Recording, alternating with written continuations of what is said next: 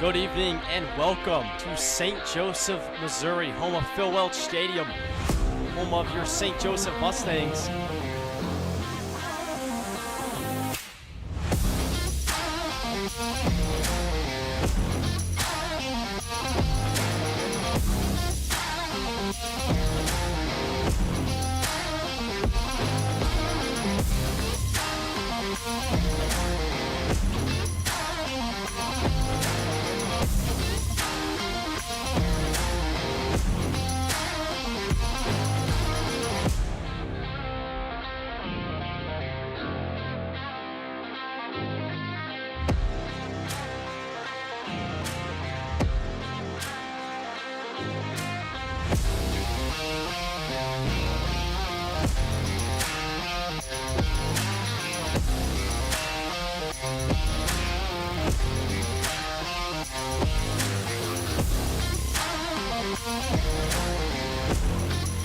The Mustangs are your 2024 MINK League champions!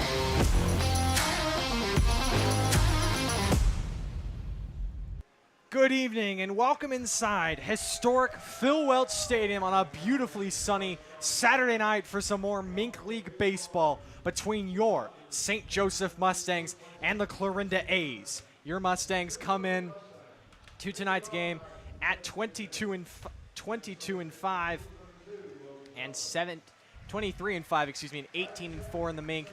The Clarinda A's come in at 18-11 and 15 and 8. As I am Truman Griesel, alongside with me tonight, Jackson Phelps. And if you're just joining us, we finished up a game that was suspended in the 9th inning back on June the 26th. To pick that up earlier today, Trevor McCollum with the walk-off RBI single. But Jackson, now we're back at it. Now for the regularly scheduled games. Both teams got to flip their minds, got to get ready to play now a full 9 innings. They sure do. Mustangs win last night. Are perfect on the homestand so far. Get the win in the one-inning game we just saw a couple of hours ago. They already have that fresh winning mindset. They know how to attack the A's, and especially that top half of the order. They're ready to go. A's got to come in here pretty solid and confident if they want to come in to Phil Welch right now. How the Mustangs have been playing, they played confident as ever here in this homestand and looking to go 3-0 here at Phil Welch this week. Lineups being announced. A couple of new faces. Don in the Mustangs lineup. Aaron Harrington back on the mound looking to rebound after not his best start his last time out. Meanwhile, Clarinda, they're looking to get back on the winning edge. They fell 4 games back of the first place Mustangs. We'll step aside. First pitch lineups coming up next as you're watching St. Joseph Mustangs baseball here on YouTube.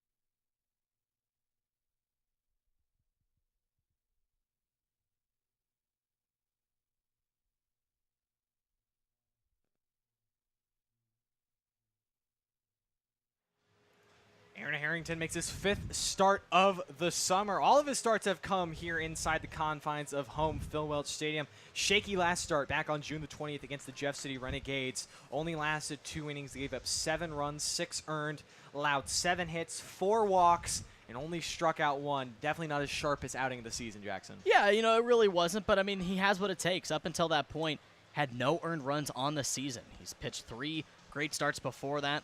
Went 4 innings, 5 innings, then 5 innings once again, and it only collectively allowed 9 hits on no runs. So he has it in him to come out here and make a great start, and it's going to be an important game against the second in the MINK League.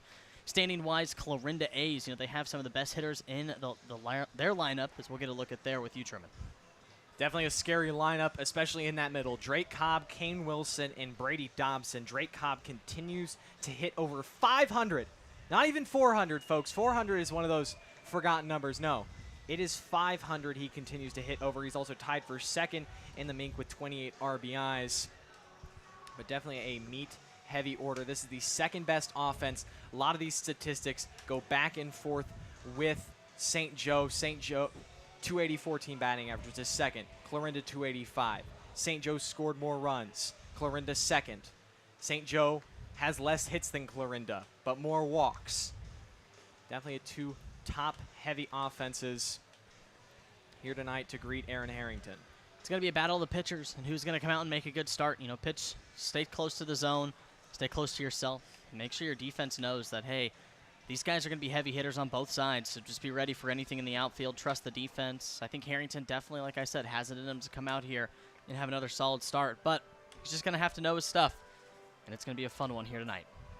Clarinda in their powder blue tops and bottoms with the red numbers and red stripes.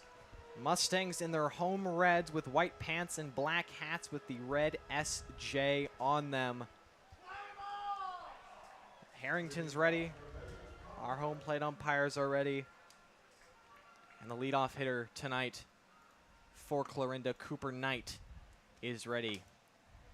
Knight having a very solid season. This is his 28th game played, hitting .314 with 27 hits.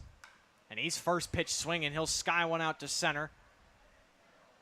And over to make the grab easily is Brian Lukehart for out number 1. A good swing. I like Knight in that first pitch on Harrington. Staying aggressive. It was that tough lefty-lefty matchup. It was favoring Harrington, but a nice job by Knight putting a good swing on it. Just trailed up just enough, and a solid out for the Mustangs. Always like getting those first pitch outs. 1 pitch, 1 out. That's just what the doctor ordered for Aaron Harrington. Again, he was just looking to rebound. Just wasn't himself. You could say he hit the zone. He was getting squeezed a little bit. His breaking ball was sharp, but hitters just weren't chasing against Jeff City. It was a game the Mustangs actually came back and won 13-8. But just did not bring his razor-sharp stuff like he did early in the season. So now it'll be Micah Nicholson. 279 hitter, 14 runs driven in for the A's 2-hole hitter. Good payoff pitch there from Harrington. Got contact on his first pitch of the game. Doing a good job this time going off speed, straight into that same exact spot. Nicholson, this is his 20th game of the summer. Hasn't gotten a hit in the past 2, though. 0 for his last 8. He was 2 for 4 with 2 runs and an RBI and a walk on July the 1st against Jeff City. The game they won 10-8. He's way out in front of a changeup now, 1-2. I like what I'm seeing from Harrington, mixing up his stuff. Predominantly going on that left half of the plate from our view. Inside here for these hitters, so. Harrington ahead 1-2 to Nicholson. Barely gets a piece of that one.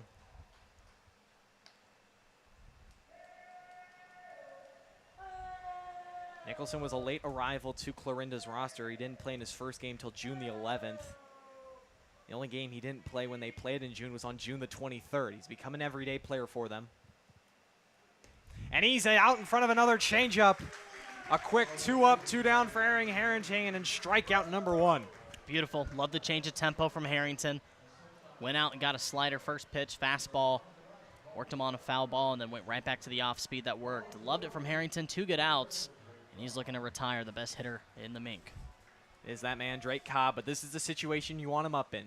2 outs, nobody on. The worst he could do is put a ball over the wall for only 1 run. hitting .505, like I said. 2 homers, 26 RBIs. Leads the Mink in that batting average. Currently riding a 4-game hit streak. And he's going to get drilled on the 1-0, so it'll be a 2-out base runner for Clarinda. Just back-to-back pitches inside that he was liking. His first 2 batters, he was liking that inside half of the plate. Just didn't work with Cobb. He likes to crowd over that plate with his outer elbow. Harrington just couldn't make it work. But we'll see if the A's can get something going. But Harrington with 2 outs looks comfortable as ever. Now it'll be the Robin to the Drake Cobb Batman. It's Kane Wilson. That .229 average may fool you, but he's driven in 25 runs, has a homer. He's also scored 23 runs. He's been productive even though the average isn't there.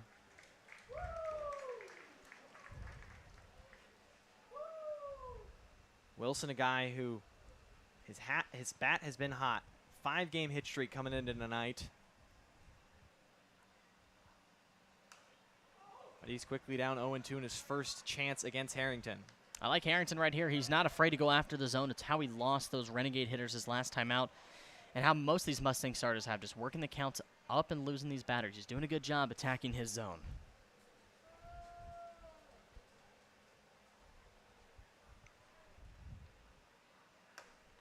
.0-2 inside. Harrington knows he missed his spot on that one.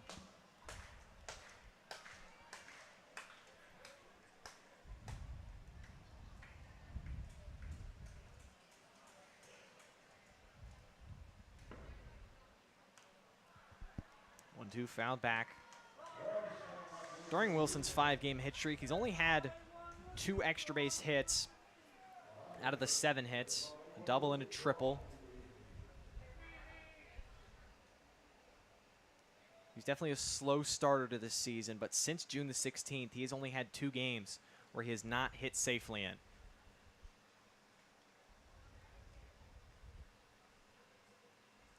1-2 is swung on and missed.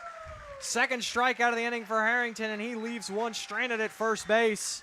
No hits, no runs, 1 man left on for the A's, but 2 strikeouts for Aaron Harrington as he works a clean first.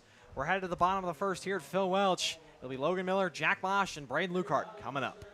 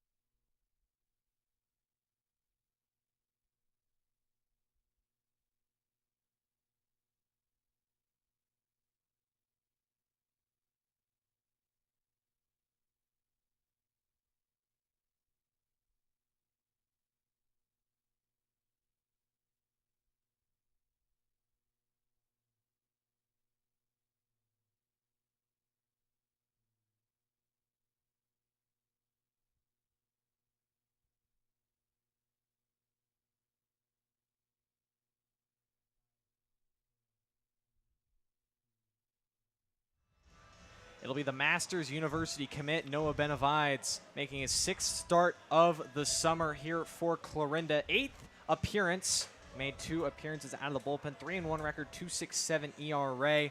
Has a Mink Pitcher of the Week honors already under his belt, and definitely the ace of this Clarinda squad. He sure is. He's had some good appearances last time out with the start. He did take the loss. 6 innings pitched, 5 hits, and 2 earned runs. But looking to bounce back, he's had another great couple of starts in the middle of the season. He went 7 innings back on this 12th against Nevada. No hits, no runs. He has it in him. Faces a Mustang lineup with a couple of new faces, Luke Byes and Carter Belton. Byes making his Mustangs debut. Belton getting his first start here at home, but it'll be Logan Miller and Jack Mosh, and then Braden Lukehart. And the middles, Don Felix, Justin George, and Luke Byes. And Belton, Griffith, and Bodenhausen. But it's Logan Miller. Glad to see him back in that leadoff spot. Missed 5 games due to a hamstring strain. And talking to him yesterday, it was actually his 5th hamstring strain since his sophomore year of college. So definitely just one of those injuries he has battled through. Just looking to come back stronger every time. But he's down in the count quickly, 1-2 to Benavides.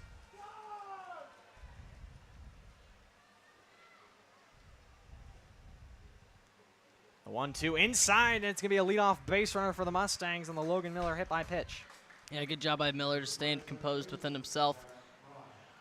Get a couple good swings. He had a foul off there, kept it himself alive. And ultimately another hit by pitch. We've seen a lot of these Mustangs hitters getting beamed this homestand, but he did a good job getting some speed on base early. That'll be Jack Mosh. Mosh from Minnesota University, first summer with the Stangs. Hitting .333, 23 hits and 10 RBIs. Scored the game-winning run earlier today in that resumed of the suspended game from last Thursday, as they're giving Logan Miller plenty of time over there at first base. It's only the 3rd matchup between the top 2 teams here in the MINK. Mosh has played in both. 2 for 7 combined, double, 2 RBIs, 2 runs, 2 walks.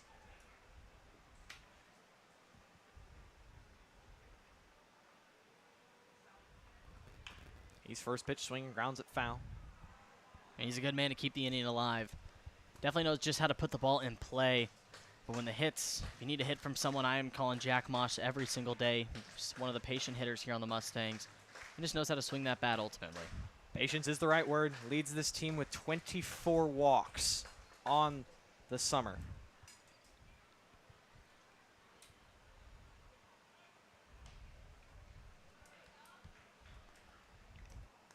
Miller does have 10 stolen bases so far this season, but again, coming back from a hamstring injury, you'll wonder how much he'll push it. He is DHing tonight, so obviously Johnny Coy is just trying to warm him back up, not wanting him to have run full force out in the outfield to track down some fly balls. Benavides can definitely bring it in velocity. Gonna be low 90s. Nice life on that fastball. Definitely a complimentary breaking ball. There goes Mosh. He watches another one upstairs. Only swings at stuff he knows he likes. And in that lefty spot with a righty-lefty matchup, this is a good time for him to try and draw maybe into the gap into right field, get Miller running. Game number 23 of the summer for Jack Mosh. And he's swinging, lines one off the glove and into left field off Colin Lateo. Logan Miller's going to keep going, and he'll end up at 3rd. Kind of like how the game on June 26th started. Jack Mosh with a single and puts runners at the corners with nobody out. Good swing by Mosh. Got a lot of velocity off of it. Made it hard for Lateo at short to get a glove on it on the hop. Went into left field. Gave him a little bit of a rebound there from Mosh, allowing Miller on the deflection to go over from 1st to 3rd, and now the Mustangs, no outs, runner 90 feet away. Almost the same exact situation. It was a free pass to Logan Miller. Then it was a single by Mosh. It's Braden Lukehart. He's first pitch swinging. Lines one deep into the gap in right center over the head of Brady Dobson. Miller will easily score. Moss is chugging home. He'll easily score, and it's 2-0 Stangs here early. Beautiful swing from Lukehart. Took the inside pitch on his first look on the at-bat, right in to right field over the head of Dobson, trailing the wall, and now 2 runs with those speed from Mosh and Miller come home to score. Now the Mustangs take an early 2-0 lead, and what an important extra base hit for these Mustangs with no outs, trying to make it known that they are atop the MINK against these A's. Lukehart had some extended time away just due to some having a family commitment, but he has come back razor and razor sharp and red hot. Now a 7-game hit streak for Mr. Lukehart. Now it's Mr. Old Reliable, Dom Felix. Did a lot of catching duties last summer, but he has really planted his stake in the hot corner for the Stangs. 333 average, 27 runs driven in, good enough for 4th in the MINK. Is that pitch? Great read from Lukehart, and he's going to be into 3rd. Aggressive early on the base paths are the Stangs. Just a great jump from Lukehart. Realized it hit the dirt. A little bit of a late jump, but he ended up just going full commit style to it. Now set up, no outs, 90 feet away once again for Mr. Dom Felix. He's trying to drive in that run. Looking for RBI number 28. Looking to tie Darius Freeman for the team lead. And Freeman currently sits tied for 2nd in the MINK League in terms of RBIs.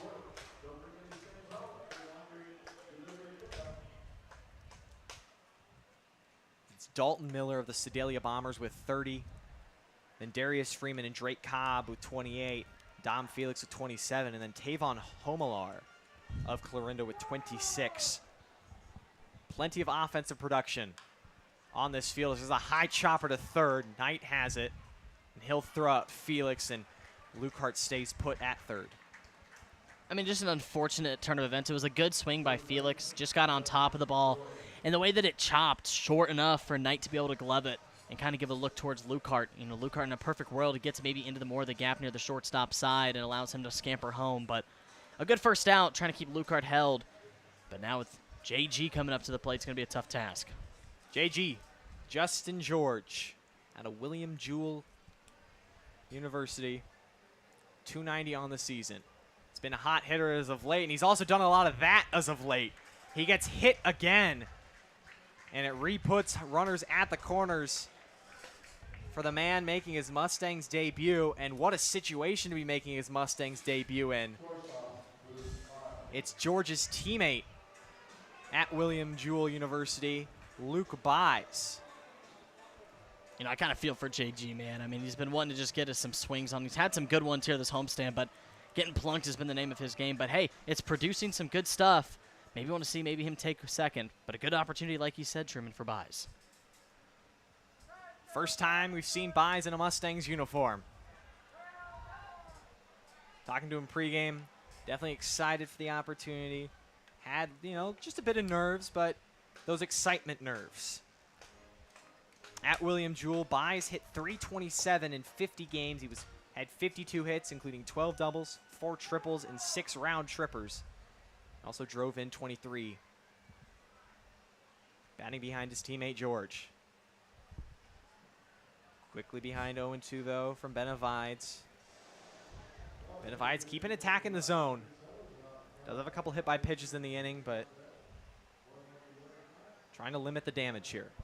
Buys doing a good job, staying aggressive with Benavides.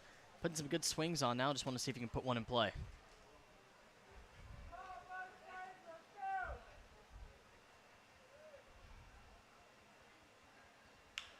And there he's swinging on 0-2, grounded to short. Had trouble with the glove was Lateo, so they'll only get 1 at 2nd, but it's a first career RBI in a Mustangs uniform for Luke Buys. Productive out. Went 6-4, but it had a trouble from Lateo getting it out of the glove. I've been there myself, just trying to worry about getting it before you can even get the throw off. But good job by Buys just putting it in play. That was going to allow Lukehart nonetheless to come home, and with the speed that Buys possessed, I just saw, it's going to make it a tough play nonetheless to get him over at first. 3 runs now for the Mustangs. Now still another newbie, Carter Belton. He's only had 5 at-bats this summer. First start here at Phil Welch as Buys was taken off for 2nd. Belton 1 for 5. He started the game on Tuesday in Chillicothe in a 10-3 loss. He was 1 for 4 with a double. Last night he came on to pinch hit for Trevor McCollum in the 8th, and he struck out swinging.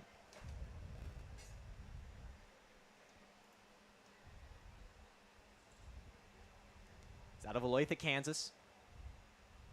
Buys again, heading for 2nd. Throw down on a couple hops, and it gets into center.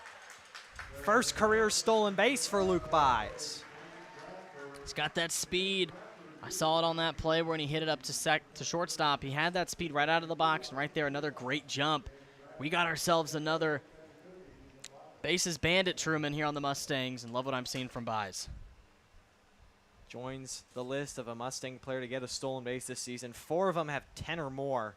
This is a team that creates chaos on the base paths. And when they have the opportunity to take the extra 90 feet, they will. It's Belton down on the count here, 1-2. Bit tardy on that last fastball. Right now, 2 strikes. Want to see if you can do just what Buys did. Just put one in play. Has a big hole between first and second here. Want to see if you can flare one out. Infield shaded around to the left. He will go that way, and it's a base hit into right center for Carter Belton. Luke Buys makes the turn. He'll head for home. Count it 4 in the opening frame for the St. Joseph Mustangs. Right there, found that hole. Did a good job kind of sitting back on his back foot, waiting for that to come in so he could piece it over there. Beautiful swing from Belton.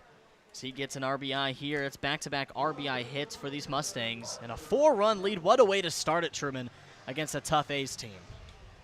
3rd hit of the inning. Belton with his first career hit here at the home. Phil Welch. Now it's Parker Griffith getting the catching duties tonight. It's been hot as of late. He's raised his average to 266. It was down in the low 220s. But he has definitely had himself a nice holiday week.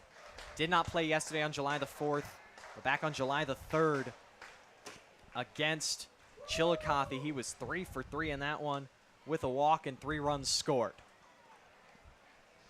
He's a good hitter this season so far. Fellow Bearcat and Griffith. He knows how to mash the ball, knows how to get velocity off the bat. Looks to see here if he can move Belton over. Belton looking like he wants to go on his own. Didn't get a good jump.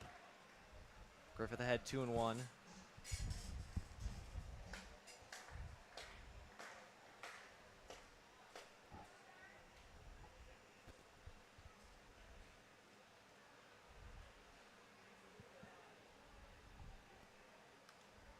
2-1, found straight back. 21st game of 2025 for Parker Griffith. Only played in 4 all of last season. He's gotten more playing opportunities, and he has taken advantage of them. Comes in having hits in 4 of his last 5 games. There goes Belton for second this time. Pitch inside. And it's a stolen base for Carter Belton.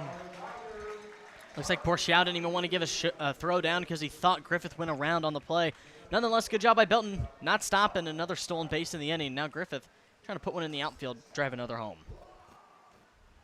Porchow definitely thought it was strike 3. Didn't even attempt to throw. Was a little bit of a turn to say, where was that pitch? As Griffith continues to battle here with the count full. Right there, he might have gotten one back. Trying to take advantage of it. So we're going to see some action going out into the A's bullpen currently. Definitely not what they wanted to see out of their guy. So far, not even through an inning. Already 4 runs given up by Noah Benavides. Full count offering to Griffith. Upstairs, ball 4, and the inning continues. Beautiful. Love it. I love it from Griffith. He was in a 2-strike count. Did a good job working his way back. Drawn yet another walk. These Mustangs really know how to get inside these pitchers' heads early on. They've done a good job with that this homestand. They struggled with that the last couple of weeks. I just liked how aggressive they've came out of the gates, and they're continuing to do that here. And Porchow's going to give Mr. Benavides a talk. Mustangs have come out swinging, using that momentum from that 1 inning they played. That took about 20 minutes. Started at 5:30, ended at 5:50, ended with a Trevor McCollum walk-off single, but now it's the RBI man, Truman Bodenhausen in the 9-hole. 20 RBIs, 24 hits, a .353 average for the North Central Missouri College man. Like we've been saying, not your typical 9-hole hitter. Not a caboose. He's definitely a freight train on the other end of the train. Knows exactly where to put him, even if it's at leadoff or the 9-hole. It's a good man you want to have here with 2 outs.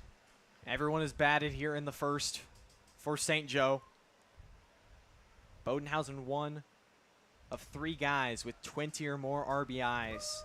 3rd on the team. He's another guy that's gotten a lot more playing time. He only played in 24 games all of last year. This is his 21st of this summer. Fastball clips the outside. 1 ball, 2 strikes.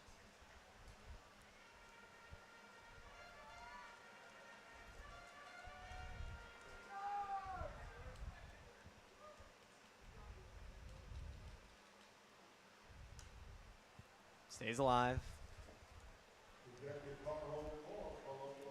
Bodenhausen also one of 9 guys with 20 or more hits this season. Comes in with 24.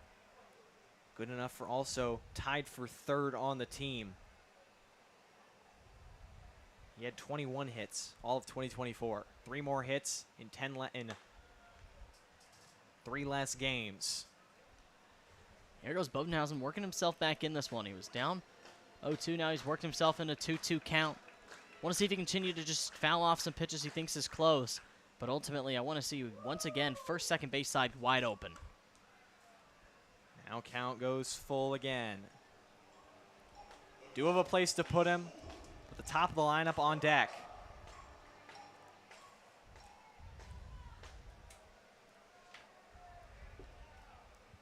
Full count offering to Bodenhausen. Runners are off. He'll line it, but right at Colin Lateo to end the inning. But not before the Mustangs played 4 runs on 3 hits, 2 runners left.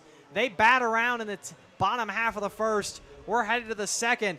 It's already downhill for the Stangs, up 4-0 here on YouTube.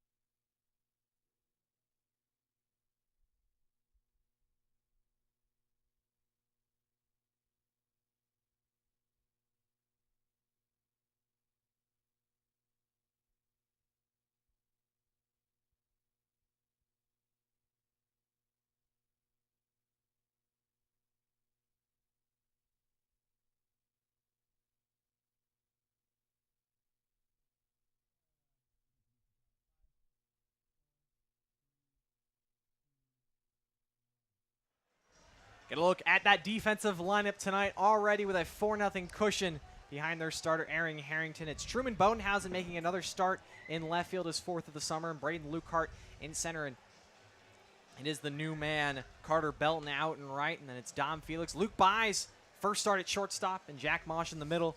Justin George at first base, and your battery mates, Aaron Harrington and Parker Griffith. This is a very good defense.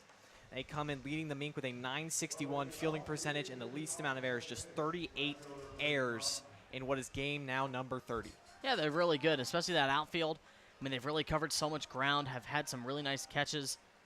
Last night, full extension in right field. I believe it was Braden Lukehart in right field, full extension. I mean, this team knows how to make great plays, usually with Mosh at second, Coy even at shortstop, taking the night off. Defense is fundamentally sound, especially Felix on the hot corner. They know how to get the job done. Leading off here for Clarinda, who find themselves in a 4-0 hole, is Brady Dobson. The Cal State Fullerton commit. .315 average on the summer. Couple of long balls and 22 RBIs. Definitely taking his talents to one of the more top-level group of 5 programs as he'll swing 1-0 line into right. And there is Carter Belton going into a little bit of a swan dive to make the grab to retire Dobson. Just back to what we were saying, the outfield covering ground, making some heck of a plays. Dobson, a good drive, but a good job made by Belton, making his first start, making a big play here at Phil Welch. Now it'll be Tavon Homelar. Another guy hitting above 300. 368. He's driven in 26, and he's also crushed a couple of long balls. Homelar in that June 26th game that finished earlier today. He was 2 for 3 with 2 singles and a run scored.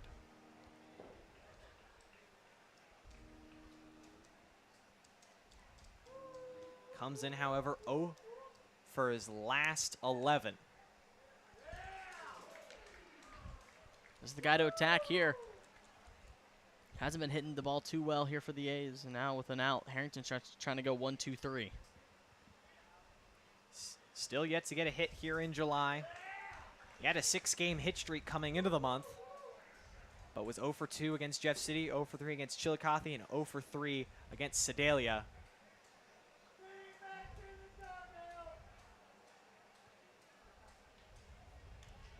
Flares one over to Mosh at second. He'll easily make the grab. And it's another quick 2 up, 2 down for Aaron Harrington. Beautiful pitch. Didn't give anything Homelar could really do anything with. Homelar did a good job just getting the piece on it with 2 outs, but it was right at Mosh. So easy 2 outs for Harrington, cruising here in the second. Jammed Homelar on the inside. Mosh read that slice beautifully. It's now Clayton Porcho, the catcher tonight. Currently a raging Cajun at the University of Louisiana. He'll get jammed right over to Mosh. He goes to a knee. And it's a quick 1-2-3 second for Aaron Harrington. Just what the doctor ordered after the Mustangs throw up a 4 spot. It's a quick 1-2-3 inning to bring the bats back up. It'll be the top of the lineup. Miller, Mosh, Lukehart coming up for the Stangs.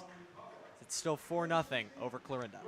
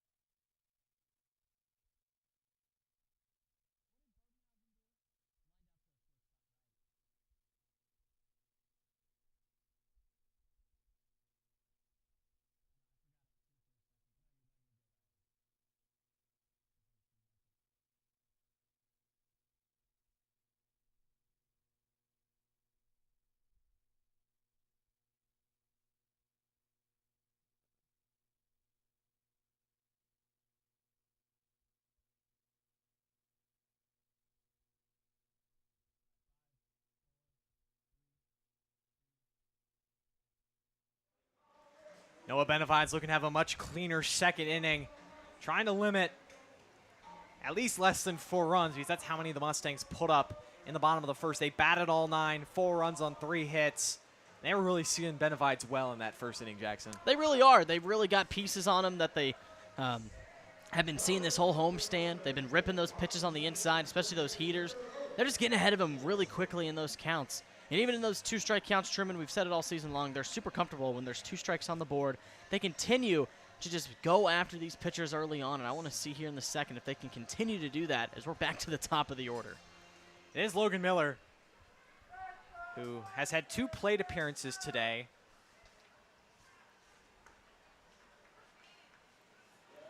He's 0 for 1. He grounded out to Cobb at first to finish up that suspended game. He's hit by a pitch and scored a run to lead off the game for the Stangs tonight. Second time he's playing against Clarinda. Did not play in that road contest back on June the 15th. And he was 1 for 4 with a walk, a run, and a stolen base in the 6:26 game. Let's see if he can get himself on base once again. It's a man that if he gets on base, he's predominant to score. He went first to third on the Mosh single and easily came home on the Lukehart double.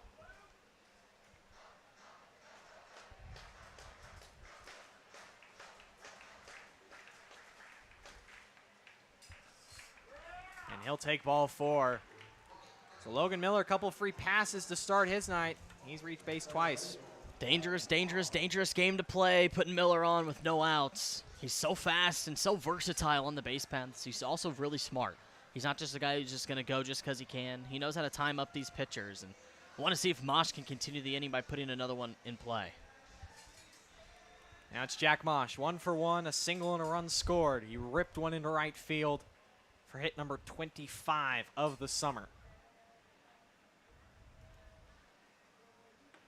Guy that's originally from Kansas City, Missouri, and took his talents north to be a Golden Gopher.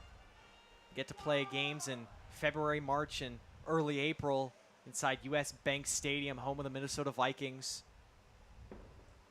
Gives off modern Metrodome vibes. He's ahead 2-0, and this is a guy you don't want to fall behind as a pitcher, not only because he can make you pay with ripping a double, but he's worked 24 walks. Benavides is going to get a mound visit. Wonder how much longer his coach has faith in him, because this has just not been the same Noah Benavides that has plagued the Mink so far up to this point. It hasn't. You know, we've seen guys from our side, you know, like Guck, Harrington. Everyone's going to have those days where it's going to be tough. But Benavides, yeah, he's been very solid for this A's squad. And right here against the #1 team in the Mustangs, I mean, they're going to give you their best. Right here, they've been getting on base early on with him, playing some tricks with the mind, and he's just really going to have to reel himself back quickly. Double plays in play for the A's, but the way the Mustangs have been swinging it, not many balls have been on the ground. You're going to have to rely on getting some strikeouts maybe from Benavides, but a big mound visit here. We'll see how much longer, like you said, Truman, how much they're going to trust him. There's been some action going on in that Clarinda bullpen out in left center. Now it's a guy in Mosh. You're behind 2-0. You know how good of a plate discipline he has. You got to come inside the zone, but he also can make you pay by ripping a ball into the gap.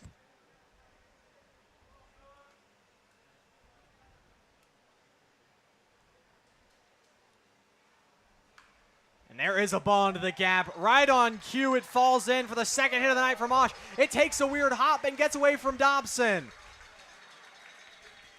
Second hit, first double for Jack Mosh, and now it's second and third with nobody out for Braden Lukehart.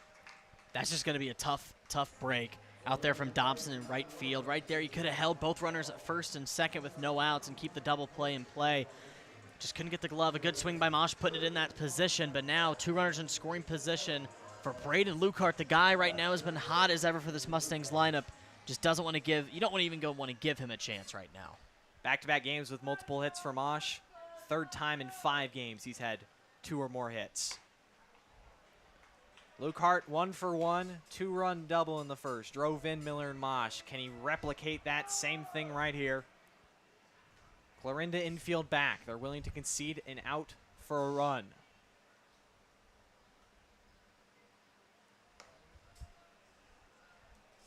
Second straight batter, Benavides falls behind 2-0. He's missing up, and that's a dangerous spot to be missing. When you're missing belt high, that is a cookie, a piece of cheese, a cake on a platter for a hitter. Once again, here we go, 3-0. Lukehart in the driver's seat. Most of these batters have been here in this game, and now Benavides really going to have to give him a payoff pitch. Lukehart most likely going to take it, try and load the bases up.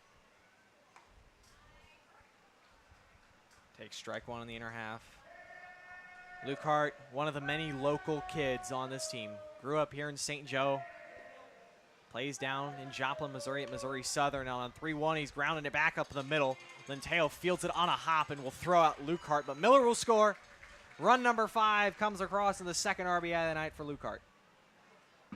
A good decision there from Mosh at second base. I kind of like that. He trailed up, stayed at second to keep the play away from third, but a productive out from Braden Lukehart, and that'll be his third RBI of the night. But Mustangs really bringing it home in any way they can. Still one out, runner in scoring position still with Mosh. That's Dom Felix. He grounded out to third his first time up. Got a good pitch to hit, just missed it. His first pitch swinging again. Infield shaded around to the left. Big hole between first and second. He can replicate what Carter Belton did in the first inning and just lining a pitch right through that gap into right field. Mosh with plenty of speed. Scored 21 runs on the season. He's the guy to do it if he flared in the outfield. Coy's been trusting his runners here a lot this season, giving them the green light to go. Why wouldn't you? The guys with the speed and their sliding techniques as well, they know how to get in, especially with a good throw from the outfield. It'll be a tough time to get these guys out.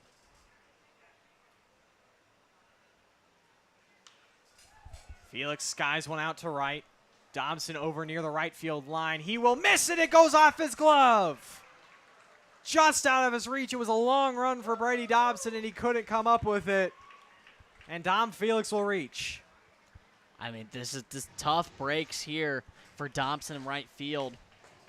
That is just going to be a tough play to make. Sun, weirdly in the game, is not blaring out into the outfield right now. Cloud coverage covering it up, but who knows, maybe those clouds, they are really white and puffy, maybe got lost in those clouds in the way it blended in, but just tough breaks for Dobson, and now still one out with runners on third and first. Now it'll be Justin George, who was hit by a pitch his first time up. One of two Arizona guys on this roster. He's first pitch swinging. Massively loud contact into the left center gap and down. Mosh can walk home. Felix is turning on the afterburners. He will score, and it's a two-run double for Mr. JG. JG, two-run double, continuing his surge this homestand. He's done a great job, just drilled it inside, got the hands around, found the meat of the bat, and took it into the left center field gap, bringing both home. It was Mosh from third, and a nice job from Felix going first to third, showing off his wheels. And now the Mustangs have really blown it open here in the first two, 7-0, and we're going to get a pitching change here for the A's. Noah Benavide's night is done after only an inning and a third. Definitely his worst outing of the season. And he'll exit. The new arm will come on for Clarinda. Mustangs still threatening, though, here in the second. 3 home already in the inning, 7 total in the game. Runner on second, 1 out. We'll be right back.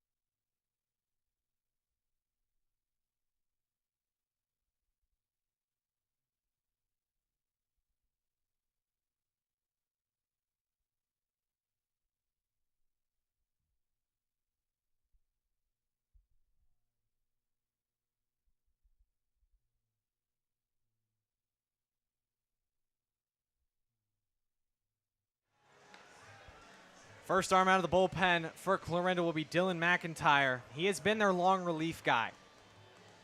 Comes out of the bullpen when needed. His shortest outing of the summer has been 3 innings. Last time out on June the 30th through 3 shutout innings and a 5-1 win over Jeff City. Struck out 4, walked 3, gave up 2 hits. His command a bit of an issue. And he has quite the situation he has inherited, Jackson. He has. You know, he's got Justin George trailing on second, still just 1 out. And you found yourself kind of in that awkward middle part of the lineup where no soft spots are here in this Mustangs lineup. It's all gas, no brakes all the way through. And so McIntyre's going to have to come in and throw gas. I mean, with a 3.86 ERA, it's definitely a guy you can trust. First guy to green will be Luke Buys. Buys collected his first run, RBI, and stolen base as a Mustang. He reached on a fielder's choice in the first.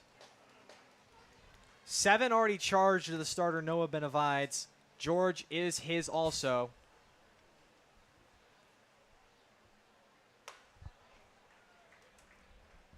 Now Buys ahead 2-0. Benavides goes an inning and a third, gives up 5 hits, 2 walks, 2 hit by pitches, doesn't strike anybody out, and already 7 tabbed against him.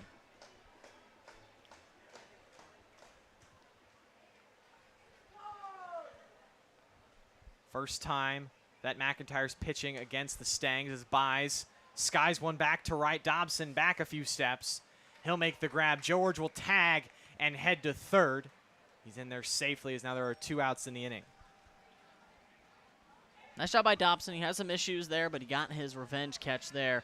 But a productive out nonetheless. It moves George over to third and an easier approach for Carter Belton to come in and get once again another RBI.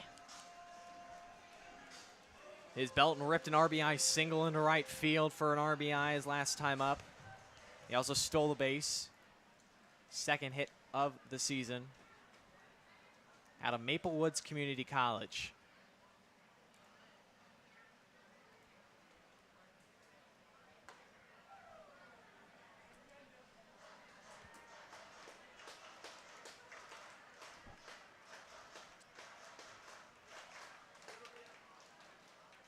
Belton attended Blue Valley Northwest High School in Olathe.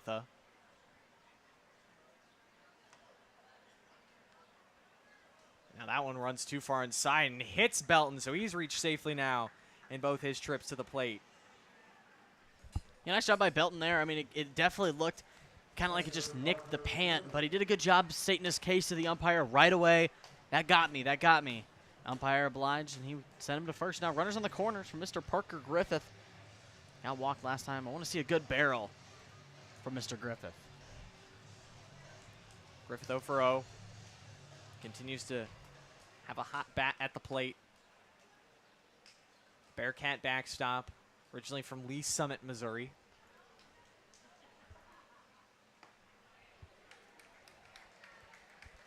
Take strike 1. Griffith attended Lee Summit West High School. 6 foot, 220-pound catcher going into his senior year.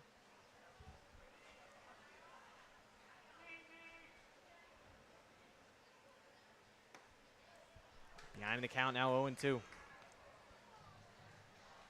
Tough pitch to watch. Kind of out below that knee or foot area. That's tough even to a ball to get to, so I like that pitch there from McIntyre. Now an 0-2 count trying to get himself out. Griffith leads this squad with 2 long balls. Breaking pitch. Up and away. 1-2.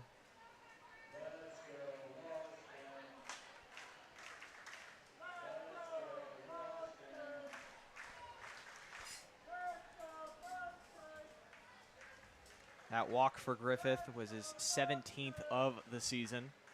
There goes to second. Belton pitch in the dirt, no throw. Carter Belton with his second stolen base of the night.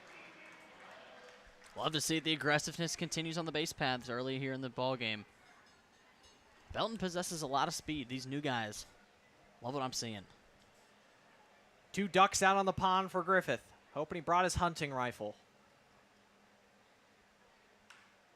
Grounds one over to Nicholson at second. He'll throw him out easily to end the second, but not before 3 more are home for the Mustangs on 2 hits.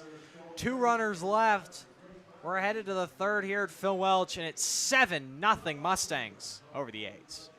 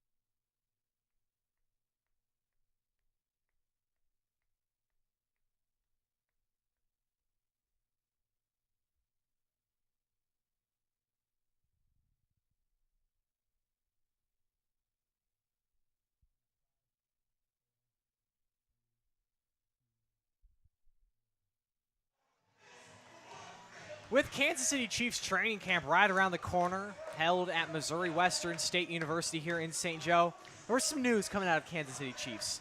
Dan Mears, longtime guy who was the KC Wolf, recently retired. Yep. So, Jackson, I thought the first trivia question of the night would be, how many years was Dan Mears KC Wolf? I've gotten to meet the man many times. He's a lovely man, lovely soul. He has always a smile on his face. He loved what he did for however many years. I'm not actually sure. This is a good question. My official guess, I'm going to say 35 years. But Dan Mears, a legend in the mascot community, and the nice guy to do it. And a legendary time with the Kansas City Chiefs. Don't worry, in case you saw the ESPN graphic, this is not Chiefsaholic. This is KC Wolf, lovable mascot for the Chiefs, but for Clarinda, it's definitely not been a lovable night. Down 7-0 here in the top of the third, 8-9-1. Jake Espeland, 150 hitter, 16 hits, 11 RBIs, but definitely going through quite the cold stretch. Just 1 for his last 27. He was 3 for 5 on June the 22nd, and then starting June 24th against Sedalia, he was 1 for 6. And the next time he got a hit was not until July 3rd. He's looking to turn around after he had a nice start to his summer. I want to say I'm impressed with Harrington so far. A's have yet to bat around in their order. Mustangs are looking to do it for the second time tonight. Harrington has come out with fire in his eyes and fire in his arm, wanting to rid all memory of that horrible start against Jeff City. And so far through 2 innings, he has done just that. Looking back to that Harrington of old that threw 5 shutout innings against Carroll on June the 13th, 5 shutout innings against Chillicothe on June the 6th, and 4 shutout innings with 9 strikeouts against the North Missouri Naturals on opening day. Grounded to the third from Felix. Rocket arm across the diamond. Gets Espeland by a step. That's such a tough play to make for Felix. Had to go to the backhand on the bag side. And with the speed from Espeland, not an easy play. And a great throw from Felix. Completely nuked it over to Justin George for the first out. Impressive stuff from the hot corner. I'll be calling Mateo. Comes in riding a 4-game hitting streak into tonight. His first crack against the lefty Harrington. 379 hitter, 22 hits, just 8 runs driven in. But he's been a guy that's gotten on base and found ways to score and just keep innings alive. He's scored 13 runs. He's also stolen 10 bases. Quite a nuisance on the base paths when he gets on for opposing pitchers. Mateo does it both on the offense and the defense. Nice shortstop they got on the A's. Took a tough hop back in the first, but he's shown his stuff this year. Harrington way behind though, 3-0. Mateo, another one of these Clarinda A's that joined the team late. First game was on June the 11th. It was 0 for 3, but then from June the 12th to June the 14th against Nevada, Jeff City, and the North Missouri Naturals, he had 3 straight multi-hit games. And he'll take a 4-pitch walk with 1 out here in the third. First base runner since the 3-hole Drake Cobb when he was hit by a pitch. I mean, that's just a sequence that Harrington's got to get back to himself. He was trying to go to that outside part. Couldn't even get through the glove of Griffith a couple of times, so he's just going to have to work in more in that zone to see. But we're back to the top. Back to the top in Cooper Knight. Another guy who's cooled off at the plate, just 3 for his last 19, 0 for 1 tonight. Flied out to Lukart in center.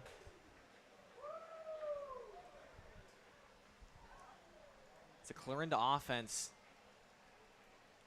that was stride for stride with St. Joe early in the season, but now find themselves 4 games back of first-place Mustangs. But Knight will take that to hopefully get out of his cold stretch with the hit by pitch. Back-to-back free passes issued by Harrington now for Micah Nicholson. Tough there, Harrington. Wanted to go again to the inside on that right side of the plate from our view. He has just been missing. I wanted to see him maybe go more on the outside there on Knight. And here with Nicholson coming up to the plate, I want to see if he can try and attack more in. I don't want to see him go to that right side of the plate. I want to see if he can go more to the left, keep it in the zone, maybe a little bit more down. Put something on the ground, get a double play. Nicholson was 0 for 2 the last time these two teams faced with a pair of walks. He's first pitch swinging on a curveball, pops it up to shallow right. In comes Jaden Little, it looks like, to make the grab. Little in for Carter Belton. Now 2 away in the inning for Drake Cobb. Good pitch there from Harrington. Had lost the first 2 batters, put one inside on that left side of the plate. Just jammed Nicholson. He's going to want that one back. But a good second out here from Harrington. Now it's the ever scary Drake Cobb. He was hit by a pitch his first time up. Now it's a dangerous situation. Men on, but 2 outs. Palomar College native.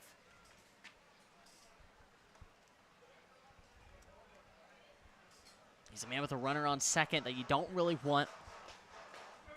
I like the way that Mosh is playing right now. He's basically playing in shallow right field. He knows Cobb can really hit anywhere, and the depth from buys as well. Harrington drops that curveball in on the inner half for strike 1. Cobb has hit safely in 11 of his past 12 games, including 6 multi-hit games, a 3-hit game, and a 4-hit game, a 4 for 5 game against the Sedalia Bombers, and a 22-11 win. Football scoring in that match on June the 24th. Big win there. Yeah, I mean, the A's, they got the power to do it. You know, just tonight they have still yet to get their first hit in the game. It's just been an off night for them. And I feel like the last couple of games, the A's have been on a downhill. So looking to see if the Mustangs can take advantage of that. The A's have won 3 of their last 4. Tonight they've definitely come out lost in that walk-off 9th inning of the resuming of the suspended game, which can always get weird, especially when you're just playing basically 1 inning. Right. And now you have to come out and play another full game. The Mustangs have definitely come out with their A-plus material. Clarinda looking to catch up and wake up. Drake Cobb will reach for his second time on the walk as now the bases are loaded. It's 3 free passes in the inning, 2 walks, and a hit by pitch issued by Aaron Harrington. You know, I respect that decision. Best hitter in the MINK comes up with a runner on second and first. But I want to say right there, you probably did want to go attack him with the 2 outs, with the runner on first and second. Now you got runners in second and third, 2 in scoring position now. And nothing slowing down for Mr. Kane Wilson, a big frame as well. He's going to get a talk from Coach Mack, try and calm him down, saying, you just got an out. Let's just get us out of the inning and keep a donut on the board. Harrington got Wilson swinging in the first. Love to do that again right here. Wilson has driven in 4 runs during this 5-game hitting streak. The Iowa Western Community College attendee.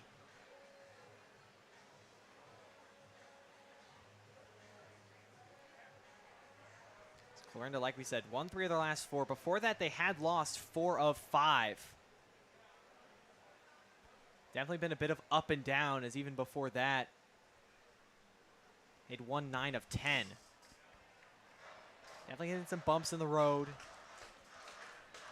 With after today, just 2 weeks left in the regular season. Rivers and valleys here this season for the A's. Just looking to get back into that win column. And right now, another count that these A's have worked up Harrington in. Harrington, command eluding him a little bit here in the third. But he's back in the windup now with the bases loaded. That's where he's been the most comfortable tonight.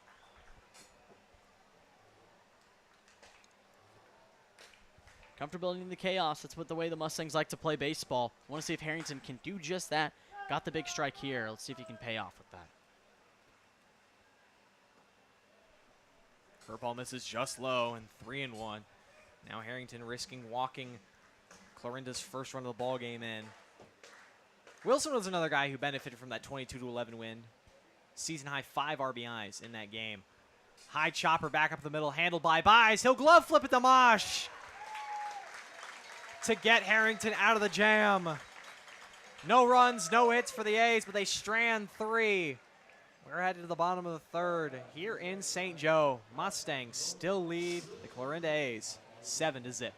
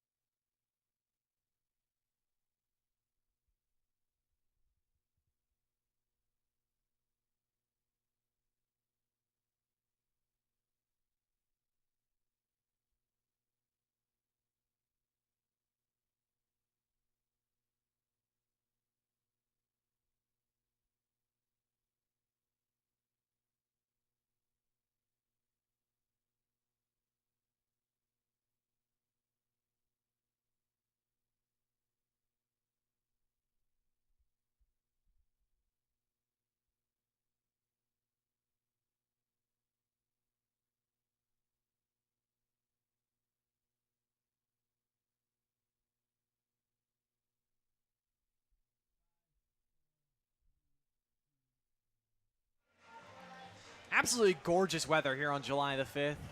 Day after a holiday, 82 degrees. A little bit of a breeze blowing from right to left. Definitely some great weather to conclude the holiday homestand. It sure is, Truman. Beautiful night once again. The sun has decided to stay away out of the outfield most of the game, so we've been blessed with the no sun heat here inside Phil Welch. And really comfortable for all the fans and the players. A great way to end the homestand. And just like this weather, Mustangs have been playing phenomenal. 9-1-2 due up here in the third for the home Mustangs. Truman Bodenhausen leads off 0 for 1. His first time up, lined one sharply, but Colin Lateo was right there back in the first. Colin McIntyre back out for his second inning of work. Excuse me, Dylan McIntyre. He's fallen behind Bodenhausen 2-0. Love the composure so far. Lead off the inning, trying to get on base once again. Bodenhausen on 2-0, lines one over the head and into right field of Nicholson for a leadoff single. Third straight inning, the Mustangs have had their leadoff man on, and that extends Truman Bodenhausen's hit streak now to 7 games. Doing it, doing it, doing it. Love it. What I saw from Bodenhausen, took the outside pitch, drilled it right over the head of Nicholson. Nicholson was looking like he was going to make the play just over the glove, and a huge, huge leadoff hitter to get on base, and now we're back to the top. Back to the top, and Logan Miller has yet to register an official at-bat. He's had 2 plate appearances, but he's been hit by a pitch and walked and scored a couple of runs.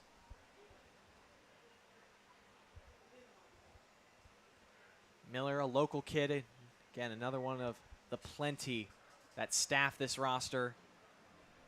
He's taken his talents to Minnesota State Mankato, where he hit .328 this past spring. 43 hits and 131 at-bats in 51 games.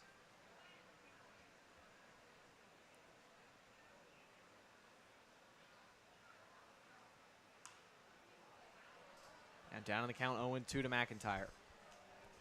Mankato, home of the Mavericks. Famous NFL wide receiver Adam Thielen, Maverick football player. I've been there once for a D2 tournament. It's a nice little town in Minnesota. I'll be back up there this fall for Bearcat football.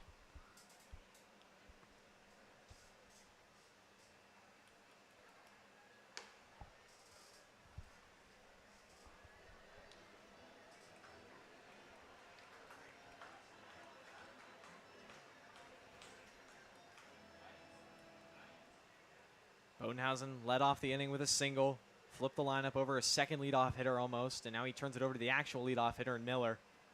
He's looking to reach base for the 3rd time, and he's worked the count back even at 2 balls and 2 strikes. Yeah, he's doing just that. Doing really good. Just staying super calm at the plate. Watching these come out of the hands, mostly on that outside half. He's waiting for something to come inside so he can rip it into that gap. He's hit safely in back-to-back games that he's played in. At one point this season, Miller, he still leads the team this season with an 11-game hitting streak. And that was broken on June the 21st against Carroll in a 10-8 win. He was 0 for 1 with 4 walks. So, I mean, you can't be that mad, but you're also a little mad that you couldn't find a hit somewhere within those 4 walks. But he's worked the count back full now. Comes in with 9 walks. So a little less than half of those walks came in that one game that broke his hitting streak. Lovely game of baseball. And there is walk number 10. He now becomes the 11th Mustang with 10 or more walks this summer and battles his way back down 0-2 to put runners yet again for the 3rd straight inning at first and second with nobody out. I mean, come on. This team continuing to just stab the knife deeper and deeper, and as hard as they go. And it's not even that they're putting the ball in the air super hard. It's that they're getting into the minds of the defense and the pitchers, working the counts on 0-2. That's so tough for a pitcher to do that. With Bodenhausen and then Miller. Has the knife gone all the way through yet? Not yet. Game ain't over until it's over. In the famous words of Yogi Berra. A Yogiism. Yogiism. Now Jack Mosh. He's 2 for 2. double and a single, and 2 runs scored.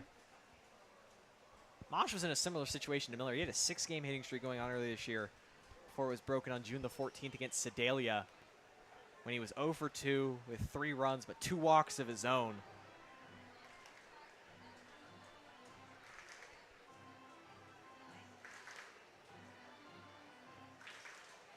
And a streak of 11 consecutive games of reaching base safely. That was broken in an 0 for 4 effort on June the 23rd against Jeff City. He slices off a breaking ball. Down 1 and 2. And it's still early, Jackson, but we are on cycle watch for Mr. Jack Mosh. He's 3rd time up in just the 3rd inning. And he's already got, well, he's got the 2 easiest things completed. But we've seen him rattle a few triples. And when I mean a few, I mean 1. You know what? But That's he still all right. has it. He does. You know, we've seen him in BP before games. He does get a lot of balls over that wall in the Yellow Frog graphic sign near that Mosaic Life Care sign. He knows how to drive the ball. And I think if there's a time to do a home run, why not be tonight? A cycle watch would be amazing here against the 2nd-ranked Clarinda A's.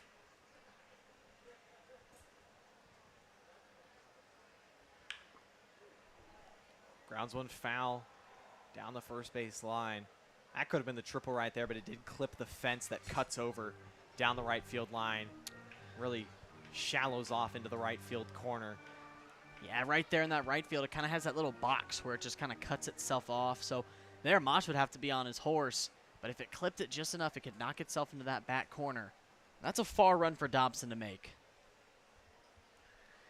Mosh hoping this summer will boost his stock at Minnesota. He just played in 7 games and had only 9 at-bats for the Golden Gophers in 2025.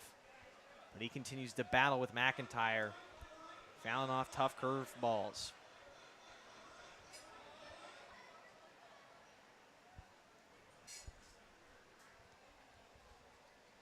Mosh attended high school in Kansas City at St. Pius.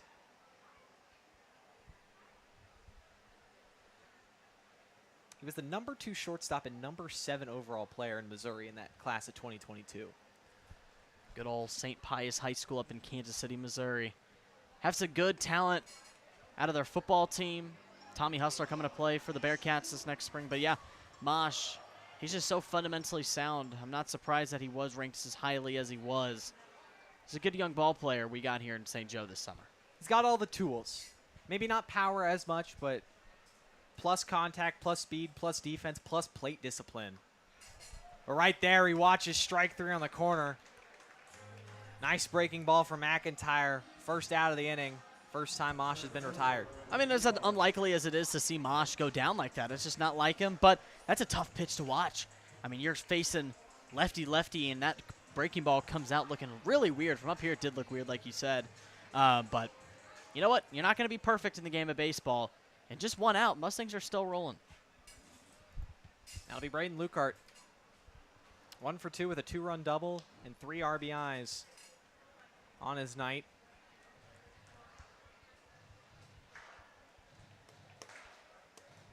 Lukart attended Lafayette High School. He was originally committed and played a year for the Wichita State Shockers before transferring to Missouri Southern.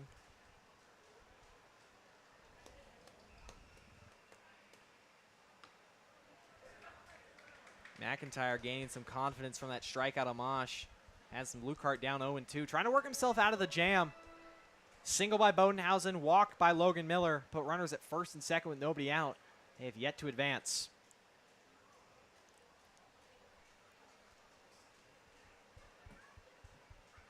And there go both runners to their respective bases up front. But that one popped to center. They're going to have to hustle back. Throw into second. Not in time as Nicholson dropped the ball. Bodenhausen lucky to get back in there as Bodenhausen had McIntyre timed up. He was about halfway from second to third before that pitch was delivered. But Lukart is retired for out number 2. Yeah, I like Bodenhausen there, just kind of dancing, then goes when he was halfway there. Love the steal attempt, the double steal, but Lukart was trying to play hit and run, and it just didn't go the way he wanted it. It was so softly hit that Espeland had an easy play at the second, but just couldn't glove it. Was Nicholson, and luckily getting back with 2 outs, still trying to continue its Dom Felix. Felix is 0 for 2. He reached on an error his last time up and scored a run.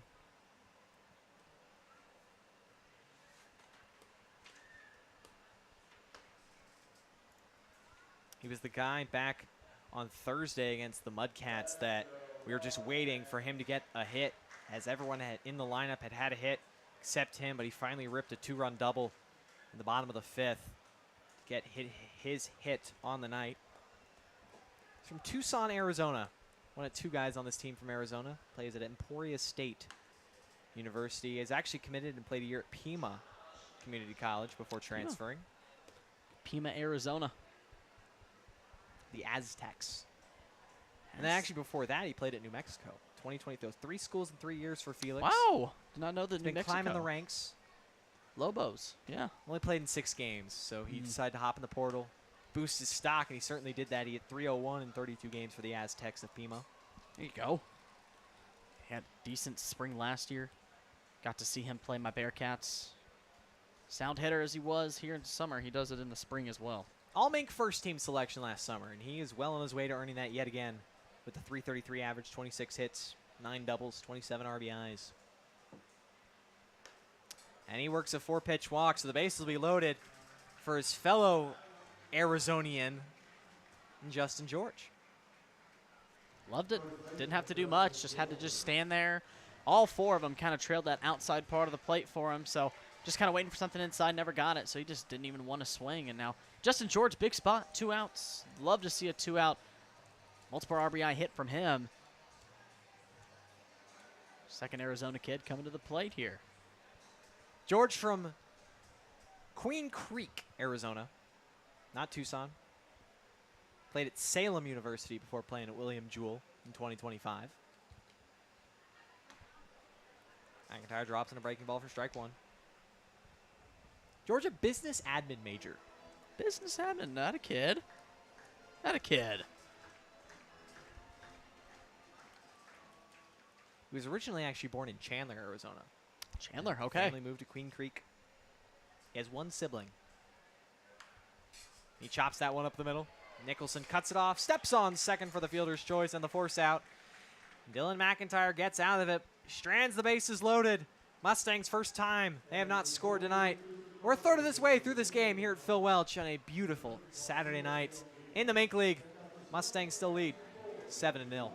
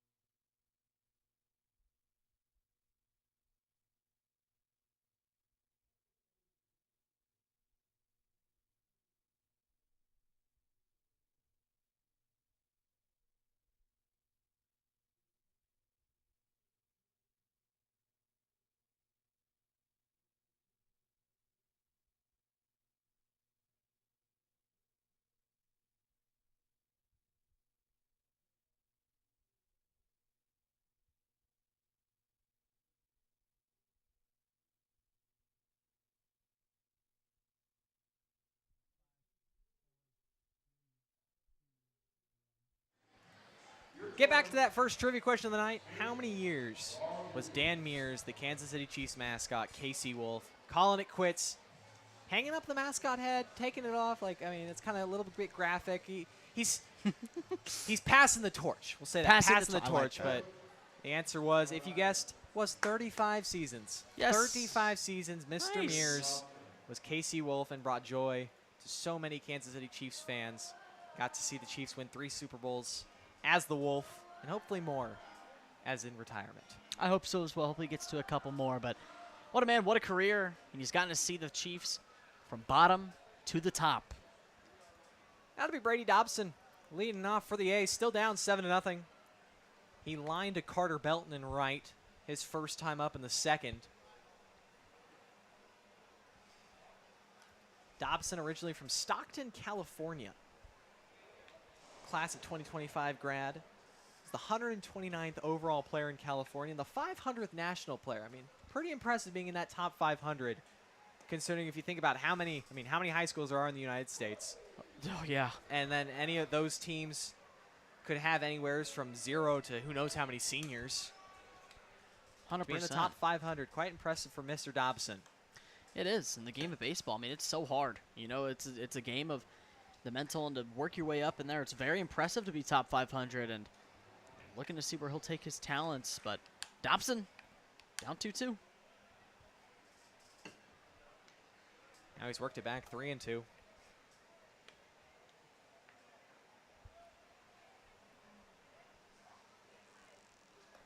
And he works the walk. So leadoff walk here in the fourth for Brady Dobson.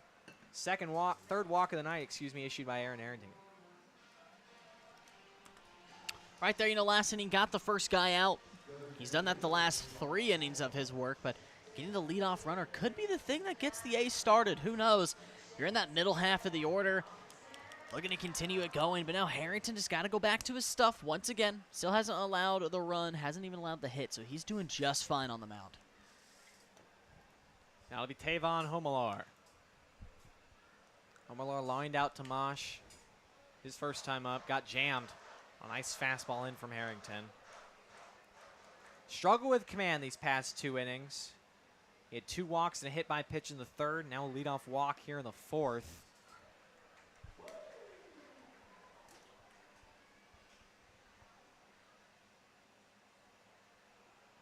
Tavon Homelar plays at Cumberland University. Transfer from Southeastern Community College. Home of the Blackhawks at Southeastern Community College. Blackhawks, love it. He's Love originally that. from Waterloo, Iowa. Okay, Iowa native. Playing back home for the summer. Clarinda just about an hour and a half from where we are currently in St. Joe. Basically hop on I-229 and just ride that thing north. All the way to 29 and get up there. Yep. Homelar hit 302 in his 1 season with the Blackhawks, not the NHL hockey team. Now it's back-to-back hitters that Aaron Harrington has gone full with. Pitch count has definitely run up there these past couple innings, and bullpen is moving around out in right center. Harrington looking to at least make it through 5, hopefully, and qualify for the win. And Homelar looks at strike 3, and he'll be walking back to the dugout with strikeout number 3 on the night for Harrington. Love that payoff pitch. Full count from Harrington. Stayed composed. Didn't want to go anywhere outside the zone to see if Homelar was going to swing. Went right at him. And right there, I don't even know if Olimar was even going to look to swing. He thought he was just going to get something outside. But a nice job by Harrington getting that out right back. He did quite literally just look that ball all the way into Griffith's mitt for strike 3, and he knew it.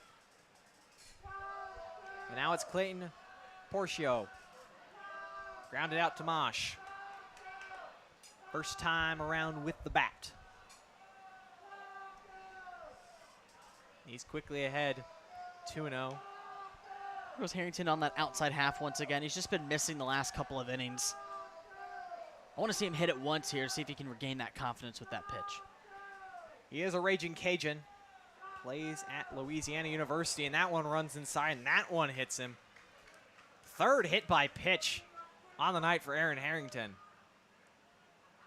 That's probably the most brutal one we've seen. Fastball that was running inside, and it just missed out of the arm. Hit Porcio kind of up near that upper shoulder area. But he's right over to first, not even taking any extra time. He's ready to go, and now 1 out, runner in scoring position for the A's, still looking for their first hit and first run. So they've been getting on base via the walks and hit by pitches tonight. And if that is the announcer jinx, I am going to hold you to that. I have Please kept my mouth shut, but you have not. This is about the 3rd time you said that they have not done something. 8-hole Jake Espeland. First pitch swinging, skies 1 to center. Luke Cart's over to his left. He'll make the grab, tagging and heading to third. will be Brady Dobson. Now with 2 outs, it puts runners at the corners for the 9-hole Colin Lateo. Had to hold my breath there. After the broadcaster's jinx was just announced, I was really scared that it was just about to happen. But now 2 outs. Harrington has some room to breathe. Runner on the corners. Don't even worry about the runners on. You just got to focus on who's at the plate. It'll be Colin Lateo. Shortstop tonight. Plays at St. Mary's College. He is a Gale. Originally from Danville, California.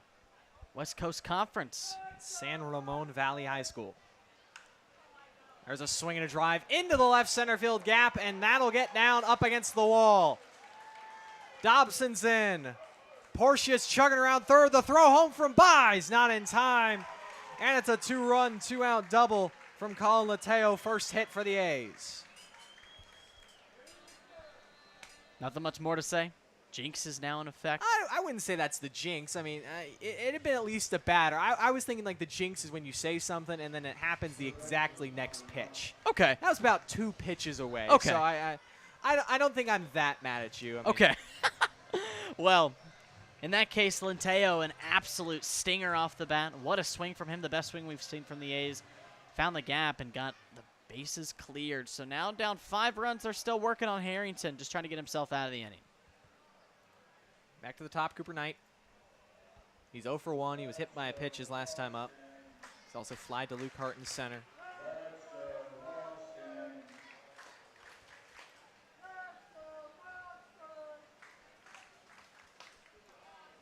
Plays at Angelo State University, originally from Lufkin, Texas, in Lufkin High School.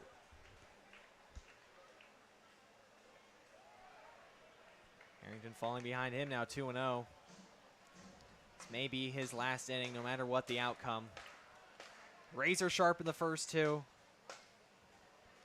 And a bit shaky here in these last 2. Still very solid outing, just the 1 hit. An unlucky hit that drove in 2, so Harrington's been doing his stuff. Just got unlucky on that 1 Lateo at bat. Fastball on the outer edge, strike 1. Knight was a 2-time selection to the all-district team while playing for Lufkin High School. He redshirted this year. He's got 2 siblings. Okay. I always feel like 3 kids is the right number. Just me? 2 or 3. Any less, they don't have a buddy. Any more, it's a lot for the parents. Shout out, Mother, if you are watching, raising us 3 kids. We have 3, so we have... Same as my mom. I think Yep. she did a great job. Yeah, we have 2 boys, 2 girls, so we have our buddy. But, yeah, it's awesome. Oh, 3-1. Second time Knight's been drilled. Back-to-back plate appearances. And the 4th time Harrington has drilled an A. Puts runners back on first and second as the line keeps on moving.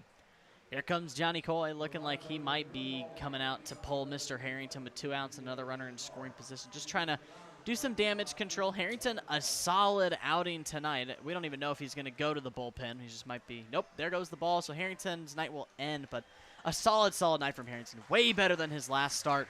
Just the 1 hit, 2 runs. I liked what I saw from Mr. Harrington. Just 4 hit by pitches. And 3 walks were really the blemishes on his line as the command still trying to figure that out. But he'll exit. We'll come back telling you about our new pitcher for the Mustangs. They still lead 7-2, but the A's still threatening here in the 4th. You're watching St. Joseph Mustangs baseball here on YouTube.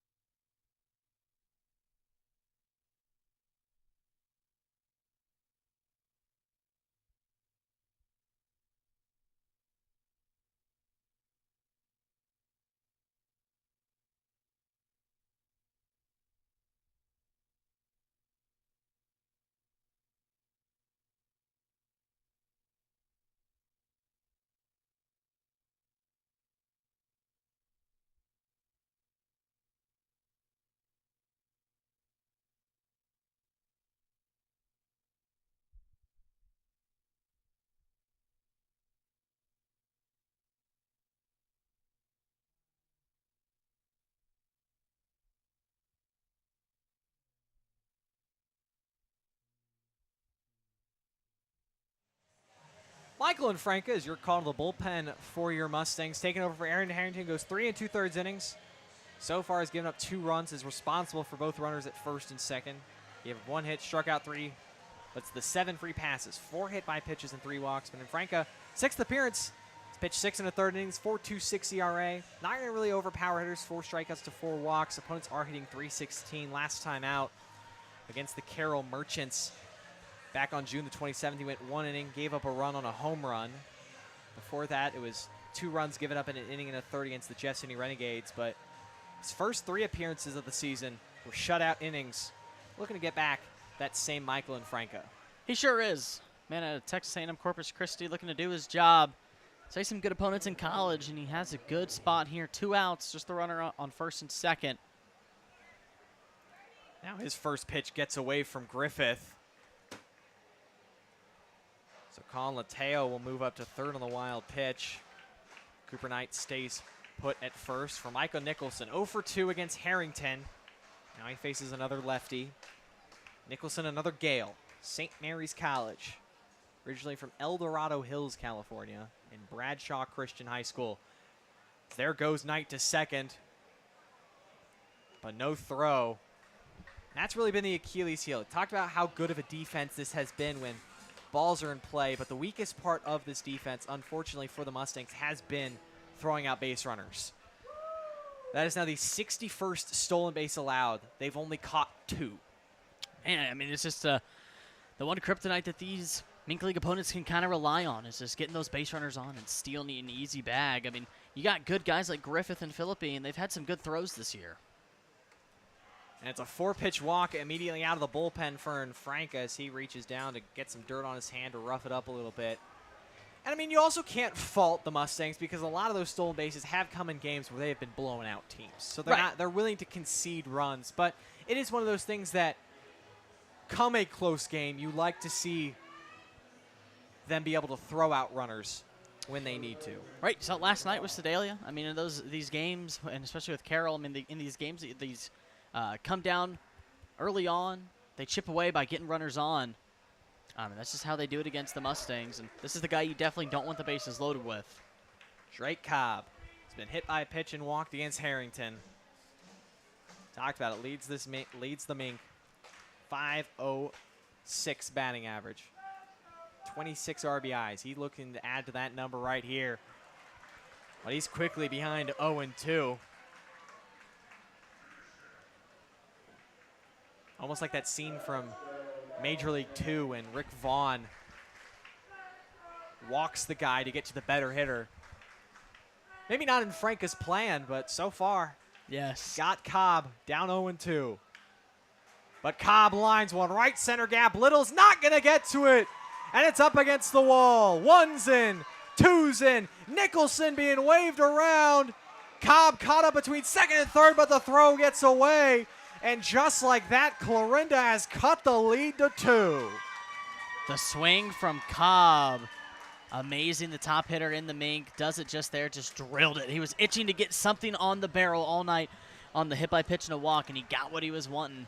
Bases clearing with the bases loaded, and now 5-7, just the 2-run ball game.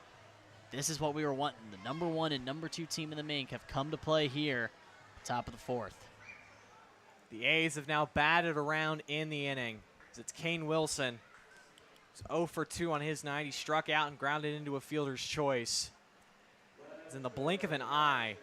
This game has been flipped on its head. Mustangs were up 7-0 and absolutely in cruise control, but command evaded. Starter Aaron Harrington, and then a walk and a bases clearing double allowed by Michael and Franca. It's made this game a lot more competitive, and Wilson's ahead 2-0.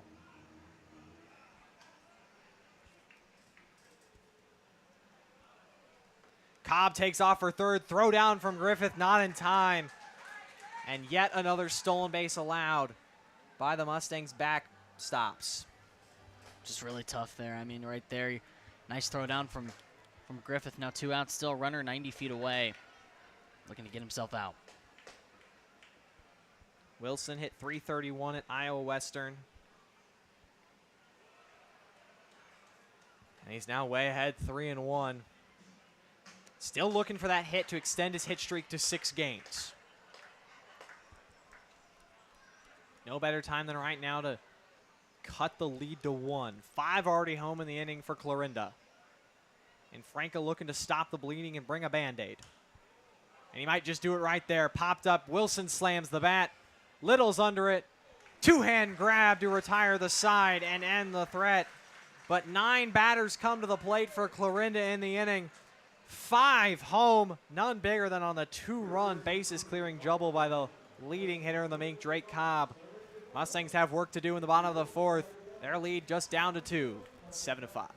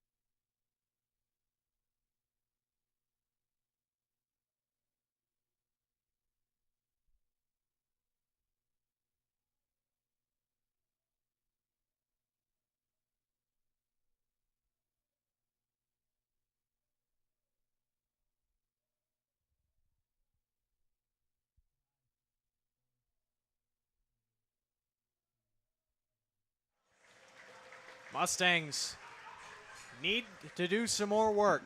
Clarinda plates 5 in the top half of the 4th to cut the lead to 2. Here is Dylan McIntyre back to work. He gets the 6, 7, 8 hitters in this Mustangs lineup. Starting it off is Luke Buys. Yeah, it's just time to start going. It doesn't look like the A's are going to be slowing down anytime soon. They just got to the middle half of the order, and it was just an unfortunate situation for Franca to face Cobb, #1 hitter in the MINK. Bases clearing double. Makes it a 7-5 game. Mustangs still up 2, so nothing to worry about yet. Bottom of the 4th, there's still a lot of ball game to play left, and we'll have to see which team takes that advantage their way. Buys 0 for 2 with an RBI, a run, and a stolen base. Still looking for that first Mustangs hit.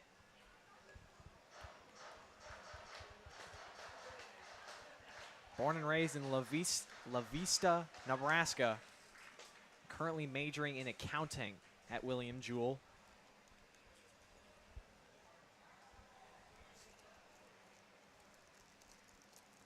Played in all 50 games as the Cardinals' everyday shortstop. Started in 49 of those. 327 with 52 hits. He also blasted 6 home runs. Probably the biggest one was a 2-run walk-off homer in the bottom of the 9th in a 14-13 win over Maryville.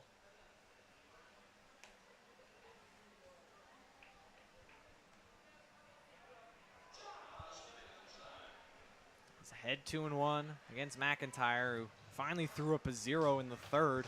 Did strand the bases loaded, so the Mustangs were right there. Just couldn't fully kick the door down. Another one high and away, 3-1. Nice job here from Buys, working himself a nice hitter's count. 3 balls and a strike, looking to get an early base runner on for the Mustangs to start out their bottom of the 4th.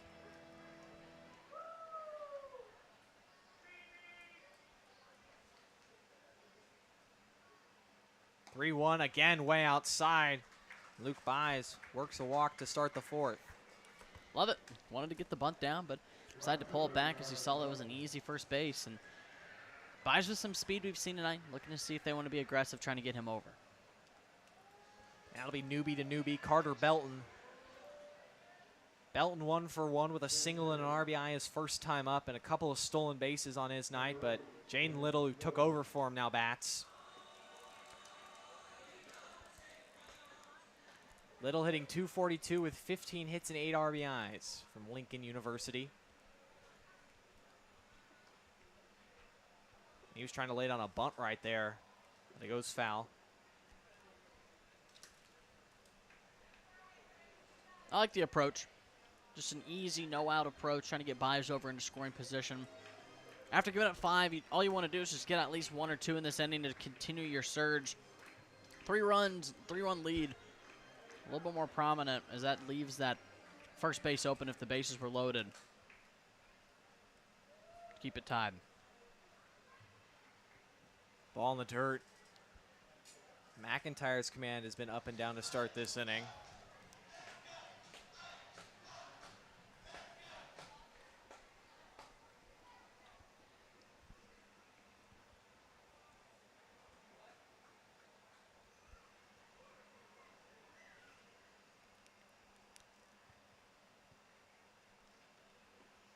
Another breaking ball, this one right at the knees, and some groans from the crowd. Little definitely didn't like it. It was a close one. I mean, right there, I mean, the umpire zone kind of dropping and widening as the night continues, but got to come prepared. That was definitely a close one.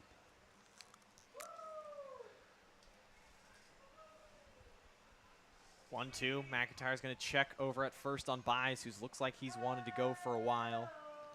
Little has definitely turned his season around. Had a problem striking out early in the season, as he has 18 on the year, but probably about 14 of those were in his first 6 or 7 games. He's really cut down on the strikeouts and gotten a lot more quality contact and quality at-bats.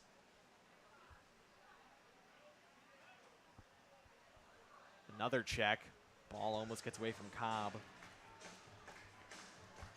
Why would you be comfortable right now? Mustangs really like to get after these pitchers on the base paths. No outs, Baez with speed. You know, I like the approach here from McIntyre to just keep close checks on him. Little just 3 strikeouts in his last 9 games.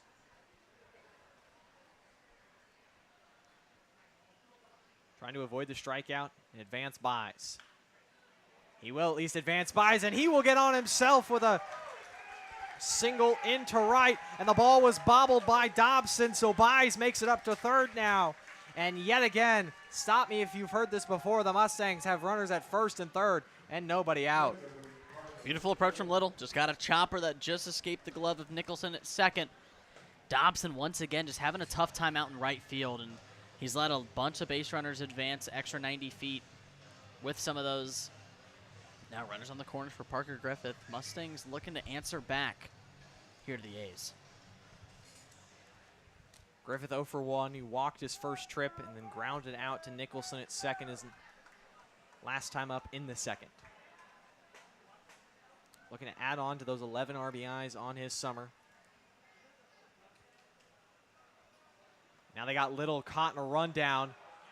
Little trying to stay in the pickle, seeing if Baez goes. Little all the way back to first, and he will be tagged out. As Lateo gets him on the back, and that's one of those, Jackson. He was already 3/4 away to second. He should have just kept going. I think he would have been safe, especially with how hard of a throw it is for any first baseman to have to come meet the ball and then avoid throwing it on a line to second base. I'm going to have to agree with you. I think right there, Little just needs to continue going because we've all been there. I mean, when we play baseball, it's hard to get it around there and make a good tag at second. Little was already there. I mean, he was more than halfway, 3/4 of a way, and, I mean, it's just a tough break for the Mustangs. 1 out. You still got Baez over at third, so you still got your RBI chance, but I would have liked to see runners on third and second. Little had a great jump, but with that lefty pitcher, that turn there, right there, Little bit on it, and it was he was just going a good on job. first movement. Yep. And like I said, I think it was also one of those things, once he decided not to fully commit to second, he was hoping Baez would start to commit home. Yep. But Baez never did. Probably got just down the runner's lane a little bit. Griffith's still at the dish, though. And that ball gets all the way to the backstop, and Luke Baez in a blur is home for run number 8. Speed from Baez. I mean, he looked like the Flash right there from third to home. Not even a chance at the plate on the wild pitch, and the backstop here at Phil Welch just goes back so far, making it such a tough time for catchers to get on top of it. Anything that goes by with a runner on third, it's most likely going to be a run, but with byes there, 100% of the time. Griffith will look to restart the offense here now with nobody on and one out.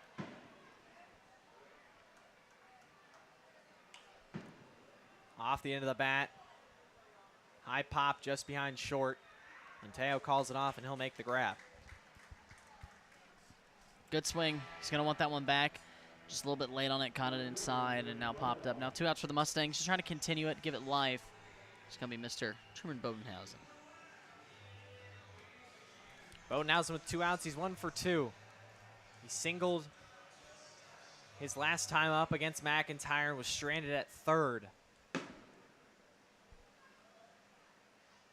Going to get a 2-out rally going. 1 home in the inning. Lead back to 3. After Clarinda plated 5 in the away half of the 4th.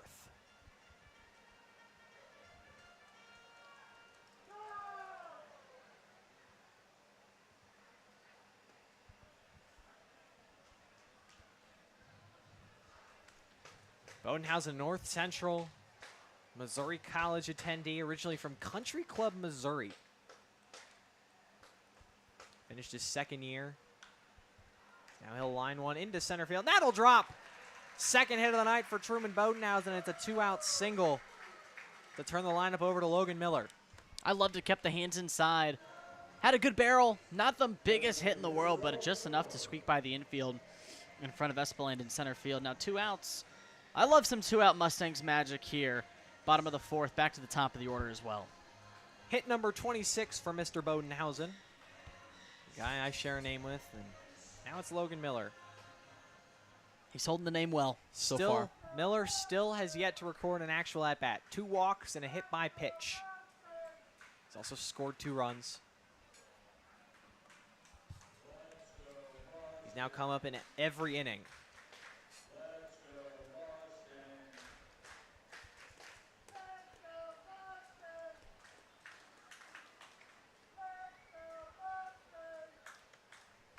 Oh, 1 is upstairs, 1-1.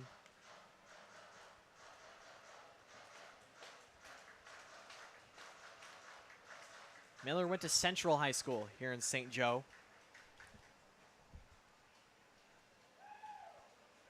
Sports management major is that one, just chopped right back to McIntyre. He'll run it over, underhand flip to Cobb to end the inning, but not before one comes home on the wild pitch to extend the Mustangs' lead back to 3.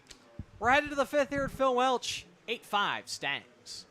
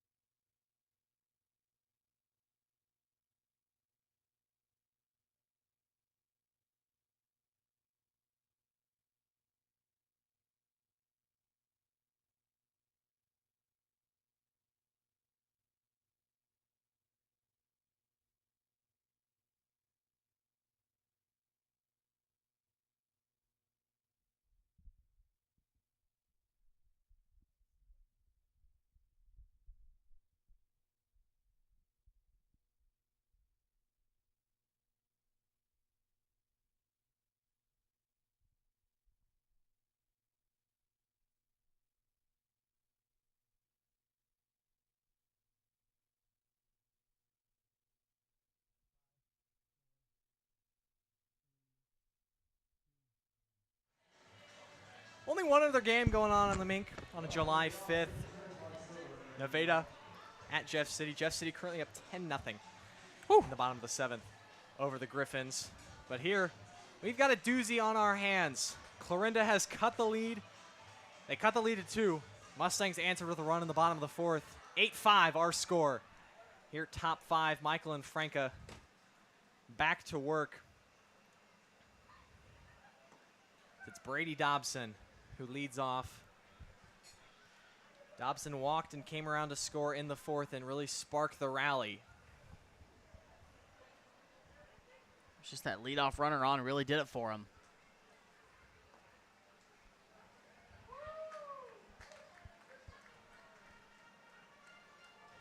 Franca relieved Aaron Harrington after 3 2/3 innings. He walked Micah Nicholson, gave up a bases clearing double to Drake Cobb before he got Kane Wilson to fly out to Jaden Little and right.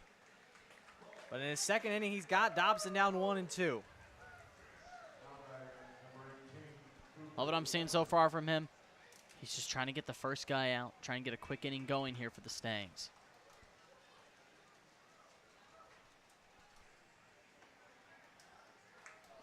One, two, just misses. Just missed. I mean, I like that pitch a lot from Franca. Want to see him do it again. Maybe go back to the fastball inside. This is actually number 18, Cooper Eberle, pinch hitting for Dobson.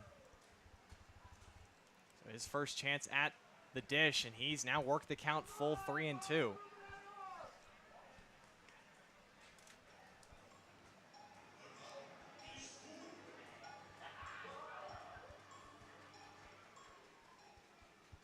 Eberle yet to get a hit, and he strikes out swinging. Michael and Franca gets the leadoff man out here in the 5th. Beautiful pitch from Franca, just fooled. Good first out here from the Stangs. Looking to get a different result this inning. Get a quick one and continue your hitting surge. Now Tavon Homelar. 1 out here in the 5th. He's 0 for 2. He struck out looking and lined to right.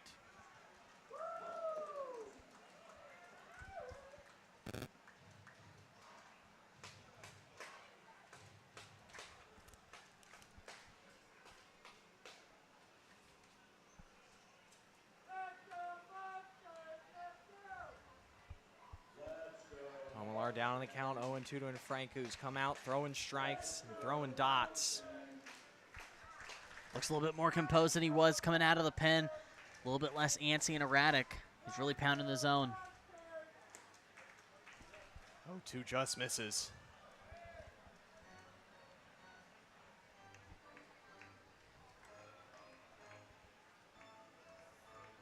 Sorry. Who do I talk to about making an announcement for 50/50? Over here? 2-1 grounded fair down the 3rd baseline and into left field. Bodenhausen over to cut it off. Homelar, big turnaround first, but he'll be on with a 1-out single. Beautiful swing from Omalar. And it looked like it could have been extra bases, but out in left field as Truman Bodenhausen put a dart over to Mosh at second, holding him. But 1-out double play in position. Just a beautiful swing from Olamar. Can't say too much more on that. He's trying to continue it. Now with a man on, Clayton Porcho. He got hit by a pitch and scored on the 2-run double by Colin Lateo in the 4th.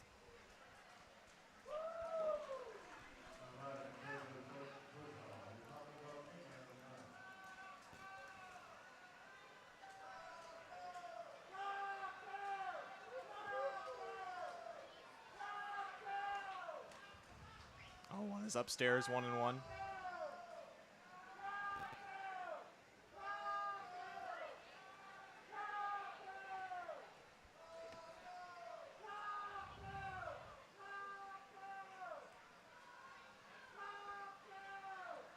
Curveball from Franca, strike 2. Beautiful pitch right there. Beautiful, beautiful. I agree with you, Truman. That sailed out of the hands, broke at the right time. Another 2-strike count for Franca. I want him to go back to a fastball.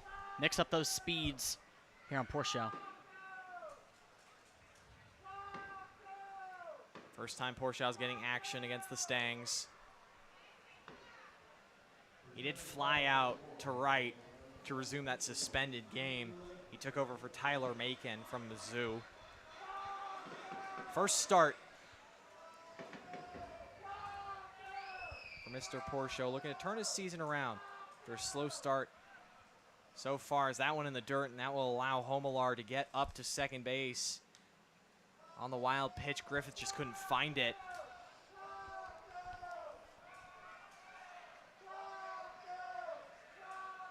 Porschau just 4 hits on the season, and his last time he got a hit was on June the 27th.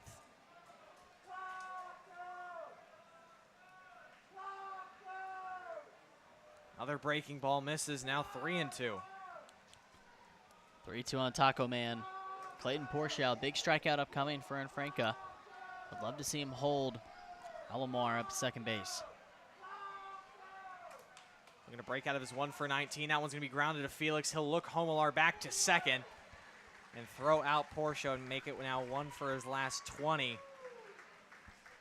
So runner stays put at second base with 2 outs for Jake Espeland.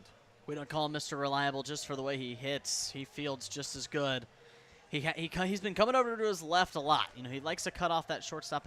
I love it. It allows for a quicker play in the infield. Held Alar at second base and a dart. He's been making so many darts here in the last couple of games. He's really holding down that hot corner this homestand. Espeland 0 for 2, 1 for his last 28. Be a big time for him to break out of a slump with a hit right here.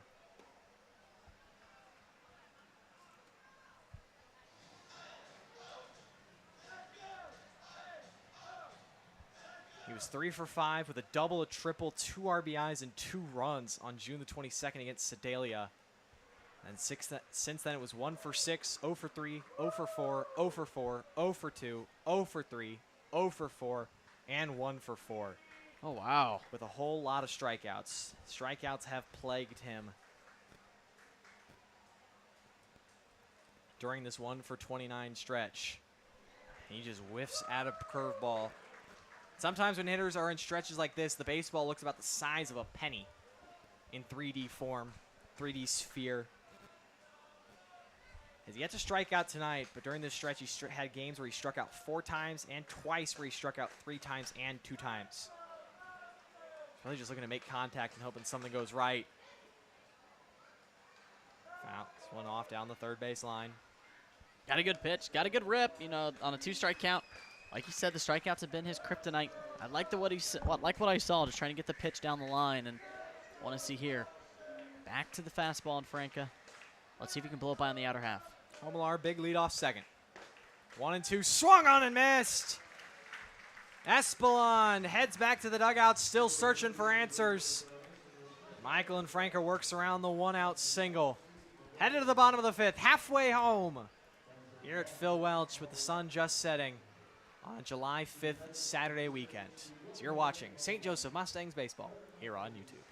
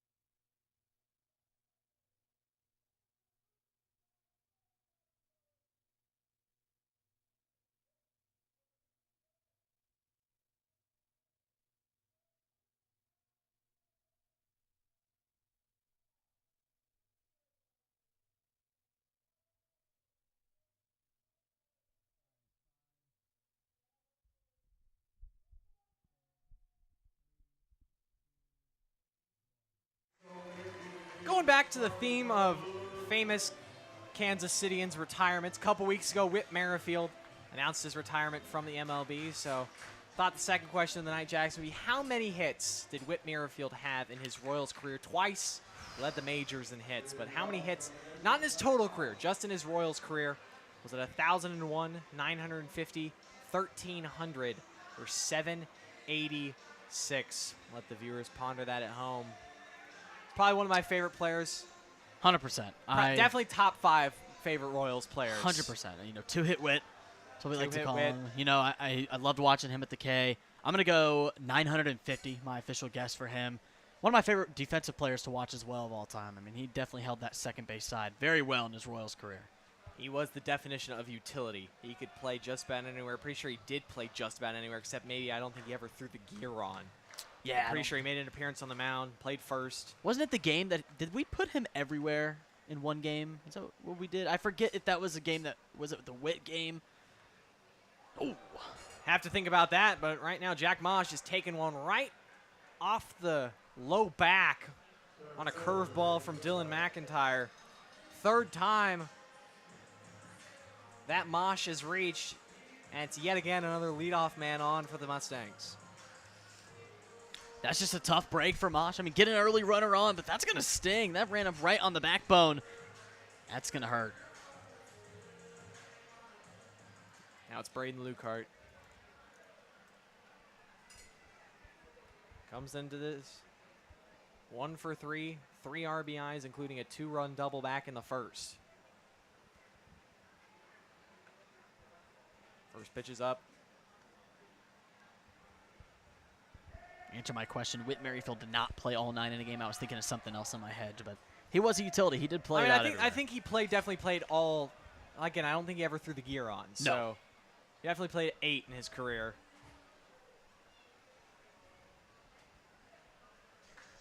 Give a check to Mosh. Mosh, guy who picks his spots when he wants to try and steal. 5 for 7 on the season. But with a guy like Lukehart at the plate,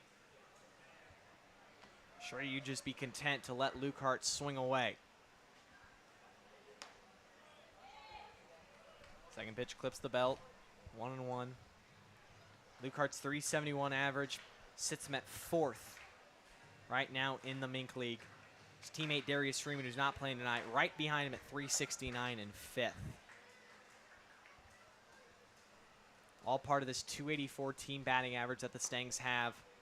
That is good for 2nd in the MINK League. Just 1 point behind the Clarinda A's, 285. And I'm sure after tonight, Stangs might be passing them. But Clarinda, 285. Mustangs, 284. Lukehart down 1-2 to McIntyre. Wanted to go on the last one. It was a good pitch for McIntyre. Want to see what he goes back to Lukehart with, but see if Lukehart can get a barrel. Now it'll be a pitch clock violation. McIntyre really taking his sweet old time.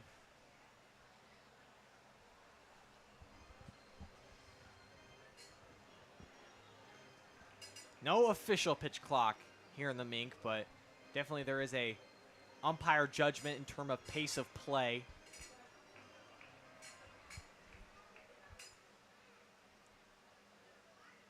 Now curveball in the dirt, squirts through the legs of Porcio and allows Mosh to move up into scoring position with nobody out.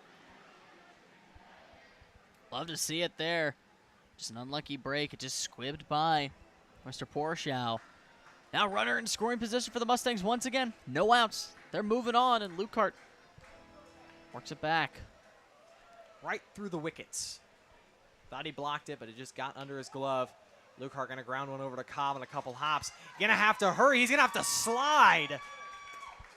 And he's able to get the speedy Lukehart, but Cobb thought he would just be able to jog over, and Lukehart was running hard out of the box. Nonetheless, they get the out, and Mosh moves up to 3rd. Productive out, like it. Opposite field, allowing Mosh to move up. One out is 90 feet away with Dom Felix on. I know he'll put something out into play. I can sense it, but that's a tough play there from Lukehart. I mean, Cobb had to go all the way back. He had to trace back, and luckily made the play, but Lukehart was on his horse. Felix 0 for 2. He's reached on an error and a walk and scored a run. Porsche, nice block. Pitch in the dirt, made it only about 56 feet.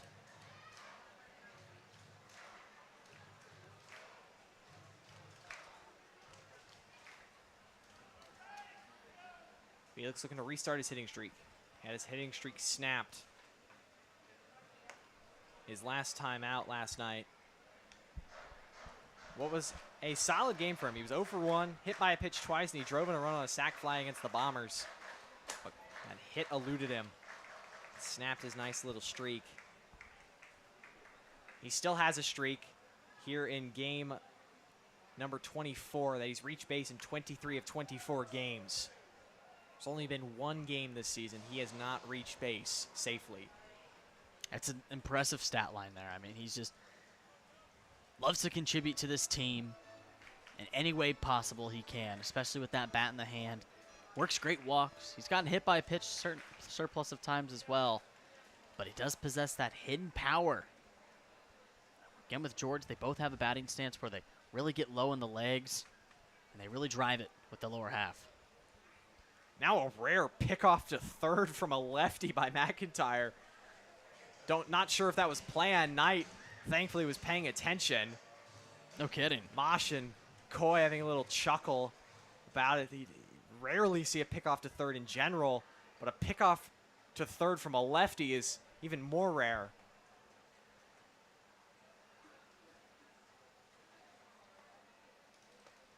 Curveball drops into the knees. Felix knew it.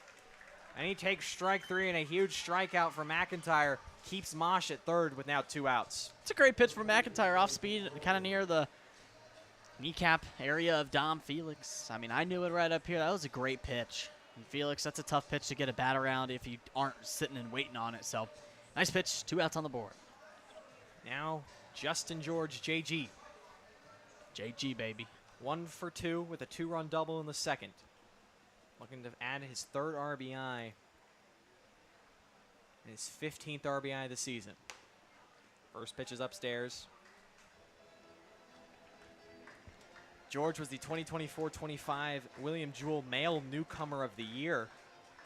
Quite an award for when he had 46 RBIs, which led the team in his first campaign. He also was tied for the team lead with 8 bombs. Yet to see him launch a homer yet so far this year. In his first season with St. Joe.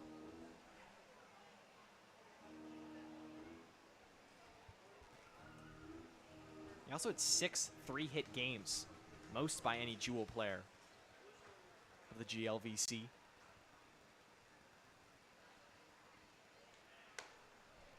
Another high and away miss from McIntyre, where if he's missed tonight, it's more than likely been there. Now it's 3-0 on JG. Just the outer half. Hasn't been comfortable trying to find the outer clip zone. And with Justin George, I mean, he's a predominantly inside hitter. He's a pull side, but it's the place that you want to try and get to him. But with missed 3 times, I mean, George is sitting pretty. 3-0, again, high and away. Ball 4, 4-pitch walk for Justin George. 3rd time he's reached tonight. Puts runners at the corners. With still 2 away for Luke Buys. Once again, didn't have to do much. Just stood there, looked pretty, and watched him go by. Very patient at bat from Justin George, keeping the inning alive. Getting a mound visit here, but Buys in a nice spot. RBI chance. Maybe see George go over to second. Who knows if there's a good opportunity to do that, but Buys up a good spot. George is 2 for 2. So when he has decided to go, it has worked out. Definitely sleeper speed is what I would call Justin George. 100%. I feel like every person in this Mustangs lineup possesses some form of sleeper speed whenever they need to put the jets on. I always say there's a difference between, normal speed and baseball speed. There's just 100%. something about being efficient, running the bases. But looks like Dylan McIntyre's night will be done. Makes it 3 full innings. But he'll leave with runners at the corners and 2 outs here in the bottom of the 5th in a game. But the A's still trail 8-5. We'll step aside and be right back.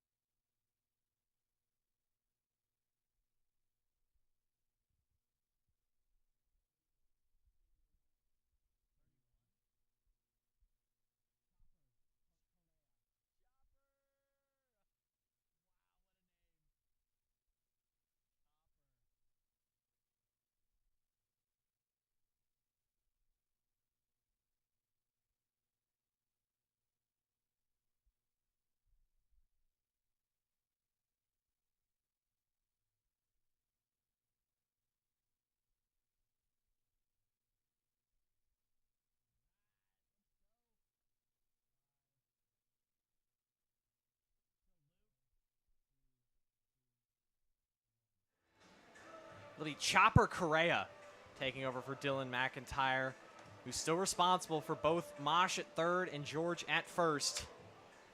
Correa making just his second appearance of the summer. He went 2 innings against the Renegades on July 1st, gave up 3 unearned runs in that outing on 3 hits, 1 strikeout, 4 walks. And looking to keep the lead right where it is for the A's. One of the coolest names I've seen here in the Mink as well, Chopper. He's definitely not a droid from Star Wars. Buys 0 for 2 with an RBI, 2 runs, and a stolen base. Still looking for that first Mustangs hit. Still a good line nonetheless. Oh, yeah, he's had a good night. Yeah, first hit right now. But just cap it off. That'd be beautiful for him.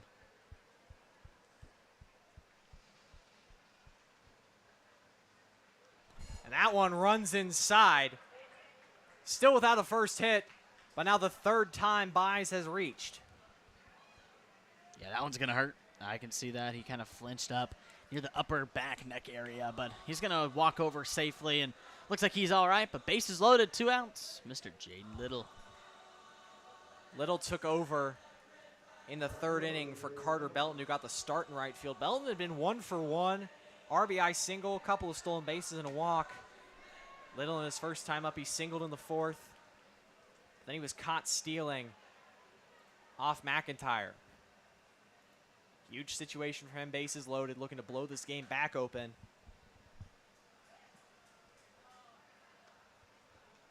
Correa misses up and away. Mustangs had blown the door open, 7-0. Then Clarinda began making repairs and just about sealed the door back up. Now the Mustangs are starting to claw away at it again. Big hit here would open it up. Lined, and what a snag at third base. Having to tag out George is Cooper Knight, and he saves at least a run on a fantastic diving play by Knight at third to keep this game right where it is. Correa comes in, he hits 1, but he strands 3. Headed to the 6th at Phil Welch, 8-5.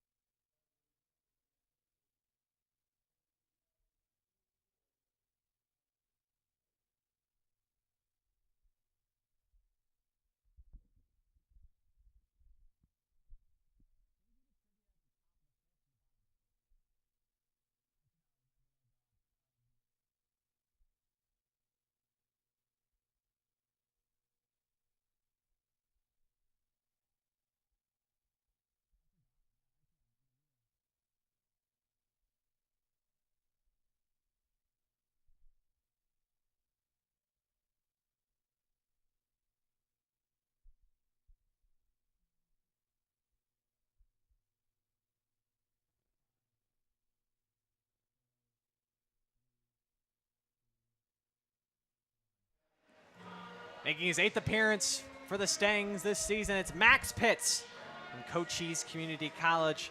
11 innings, 3.27 ERA, 13 strikeouts to 4 walks.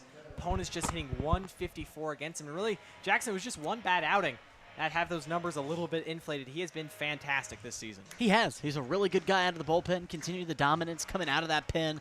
It's a guy that these Mustangs, again, can just rely on. Full trust. They can go into this guy. He gets good counts on these hitters, works some good strikeouts, and hitters just don't know how to figure him out. First pitch swinging is the 9-hole call Mateo. And that ball is going to be gone inside the foul pole. That ball carried for a while, and Colin Mateo with a solo homer. Now that is what I'm going to call broadcaster's jinx. On you or me? On me. What? On me. Said hitters weren't able to figure out Max Pitts. Figured him out on the first pitch. Drove it inside. I mean, that thing was up in the air for a long time. And it just barely fell in to the bullpen area over there in left field. And Mateo, that's going to be his second extra base hit. Double and a home run on his night. Maybe that's how you get past the Phil Welch graveyard. You just hit it so high that the spirits can't reach up and grab it out of the ground and bring it back down because, well, first of all, I thought that ball was going foul. I agree, too. I thought the trajectory here from the booth, but watching Bodenhausen just running towards the corner, it just kept going, and it snuck over the wall. The lead is just back to 2 for Cooper Knight. Knight quickly down the count 0-2 to Pitts, and that's definitely a welcome to the mound moment for Pitts here tonight. Tacked him right away. First homer in the season for Lateo.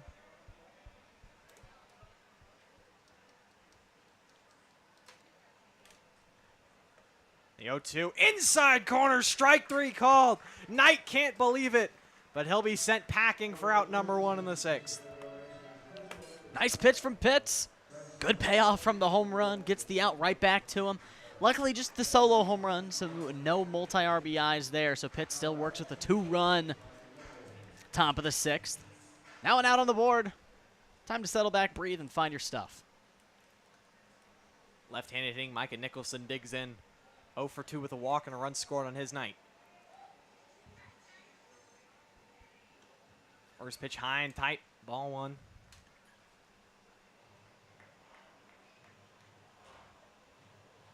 Pitts, if you remove the outing on June 6th when he gave up 3 runs in an inning versus Chillicothe, he's only given up 1 other run. That was in 2 2/3 at Carroll as Nicholson grounds it over to Mosh.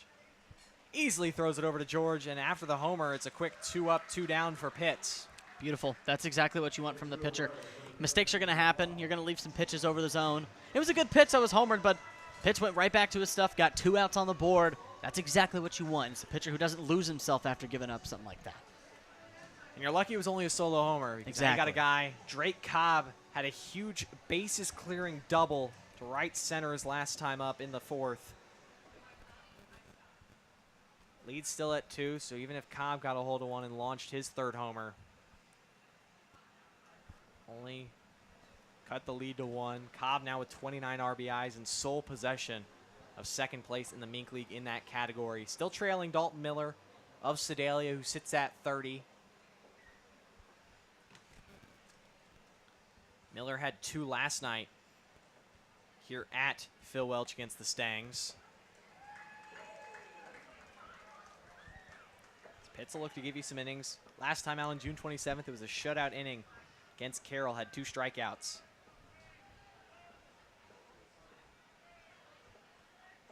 the 3rd homer hit off Pitts by Lateo. Most on the team. Okay, yeah. Mateo. Sneaky power on the 9-hole.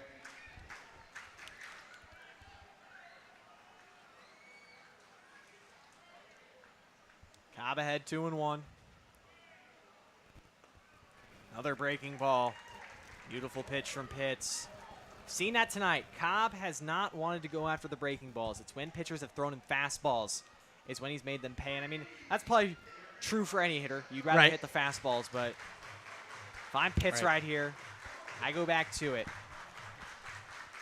Make Cobb show you that he can hit the breaker.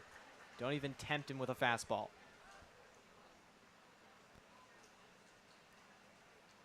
Looking to retire Cobb for the first time tonight.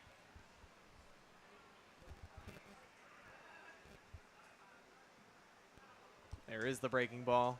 That one just 2 down and away. Full count to Drake Cobb. Did a good job so. And now he's trying to get on base for the 4th straight time tonight. Reached base 3 times. Their last matchup on 6/27, and he launches one. Deep left field. Get the tape measure out. It is gone. Drake Cobb cuts the lead to 1 with a moonshot onto the roof of the rec center. An absolute bomb. Knew it right off of the bat, and now 2 home runs in the inning for the A's. And Cobb, best hitter in the MINK, gave him that fastball like you mentioned, Truman, and he took it all the way. What a swing from Cobb. Now just a 1-run lead for the Stangs. That was a fastball middle that Cobb did not miss. Lead now at just 1. It's the closest it's been since the first inning, when it was honestly 0-0 because Braden Lukehart rocked a 2-run double. So we were never at a 1-0 score. But it's Kane Wilson. 2 solo home runs in the inning off Max Pitts have given life to the Clarinda dugout and the Clarinda fans that have made the trip down south. Wilson is 0 for 3. They're really timing up Pitts here on that pull side. I mean, they're just getting ahead on those fastballs. Some hard balls that have been hit so far this inning, Truman. And it was the fastball that Pitts went back to Cobb, and I just would have liked to see the breaking ball. A walk would have been okay. Would have been okay. I mean, not ideal, but run that fastball right in his wheelhouse. He did not miss it. And that was another one that was high and deep. I mean, way high that the Phil Welch graveyard cannot grab it. It was, and that was a towering shot. Lenteos is more of just a ball that just exited. We have some wind going left into left field, so it definitely helped out on the Lenteo home run. But for Cobbs, I mean, that was a gone right off the bat. He hit knew the it rec too. center. Oh yeah, totally. Gave it a little watch, which I'm okay with in that scenario. It's that one barely misses low. About everyone in the field for St. Joe took a couple steps headed toward the dugout. Wilson is even at 2 balls and 2 strikes. That was a good pitch. Just do it again. That zone will open up once again. Might even get that strike called again here in this night, but now still 2 strikes. 2-2 to Wilson. Strike 3 called. Fastball on the outer half of the plate. Second time Wilson's gone down on strikes tonight. Second strikeout of the inning for Pitts, but the Clarinda A's powered behind 2 solo homers from their 9-hole hitter Colin Lateo and the best hitter in the MINK, Drake Cobb, have cut this lead to 1. Bottom of the 6th upcoming at Phil Welch. Stay with us, folks. It's 8-7 Mustangs. It's downhill to the finish.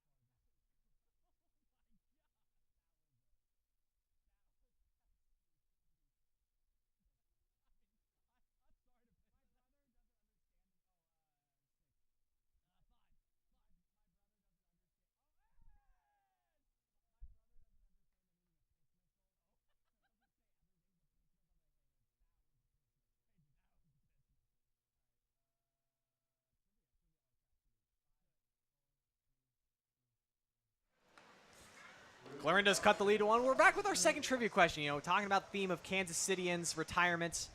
The question was, how many hits did Whit Merrifield have in his Royals career? The answer was 1,001. One of the most interesting, having 1,000 and then one, and then one. And then one. And then one before he was traded to Toronto, but again, led the league twice in hits. And, you know, those Royals teams that weren't very good, he was always a fun guy to watch.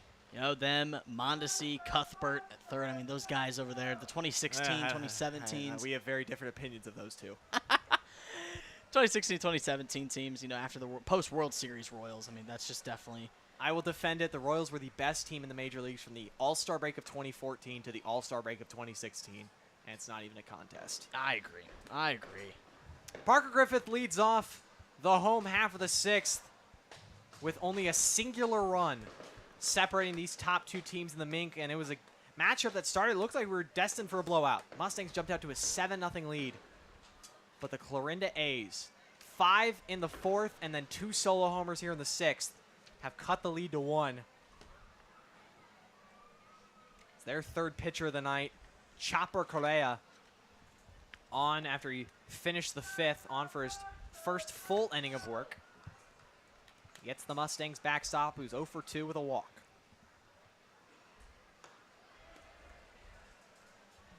There you go, right there. Get that strike on Griffith. Swung out of his shoes on that one for strike one. Correa, mid-80s velocity on the fastball. Haven't seen much of a slider or curveball yet. But he blows the fastball right by Griffith on that one. 2-2. Back-to-back fastballs that Griffith just hasn't catched up to. I mean, you would like to see maybe the off-speed, catch him guessing. But at that point, he might be guessing off-speed, so Chopper might go back to that fastball.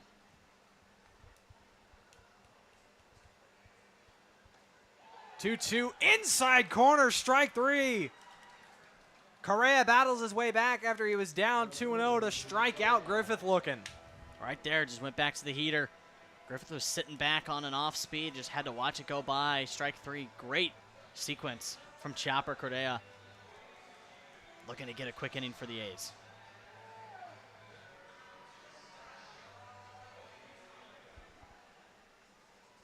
Now Truman Bodenhausen in the 9-hole. He's 2 for 3. Couple of singles, but he's been stranded both times. Correa dots a fastball on the outside edge for strike 1. It's been another night. We saw this last night, Jackson. They kind of let their foot off the gas a little bit. They let Sedalia back in the game last night. Ended up closing it out 7-6, but it got tense. The Mustangs, I mean, they were up 7-1, and the Bombers responded with 5 unanswered. Now here tonight, they were up 7-0. Now it's 8-7. Not saying they were purposely taking their foot off the gas, but it is something to kind of monitor that. And give credit to Clarinda, not trying to take away from them. Oh, they battled against Aaron Harrington, who was wild, and then they got the big hit, and now they've really attacked the bullpen of St. Joe, which has been so rock solid this season. It has. It's definitely been one of the toughest things to do here in the MINK. And more to add to that, I mean, Mustangs' last 2 nights, I feel like they've just gotten comfortable. As we head into the month of July, this is where games start to become important. You like you said, monitor that. You definitely want to get that in check, you know. Got to play all the way through how you did in the first half of the season. 3-1. At the knees, 3-2.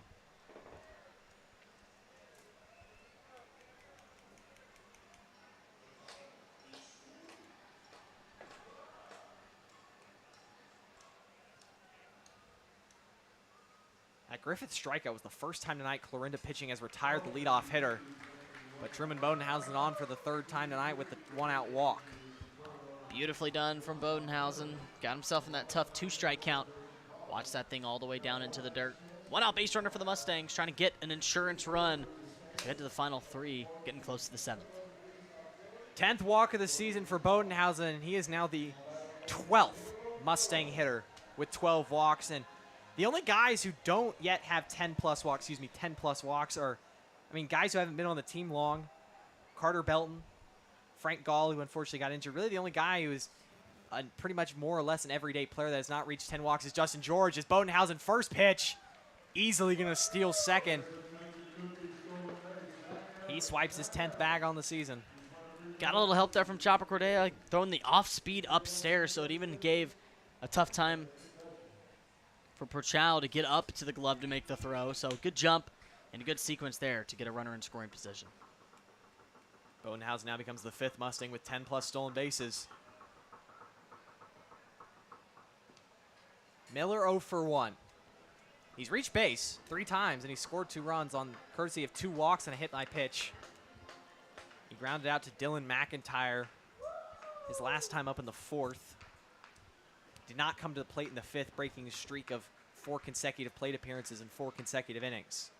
Another one. This one, Porchow could not even get a glove on, so now Bodenhausen moves up 90 feet with just 1 out. That's a little kill ya. On the base paths, Bodenhausen just right there in the first couple of pitches goes from all the way from first. He's all the way at third now, just an out. Correa's really going to have to reel himself back in. It's now 2-1. Logan Miller in a good spot to drive something and try and get Bodenhausen home. Miller just 8 RBIs on this season, but we saw him in a game earlier this season where he drove in 4. So he has the capabilities when the opportunities present themselves.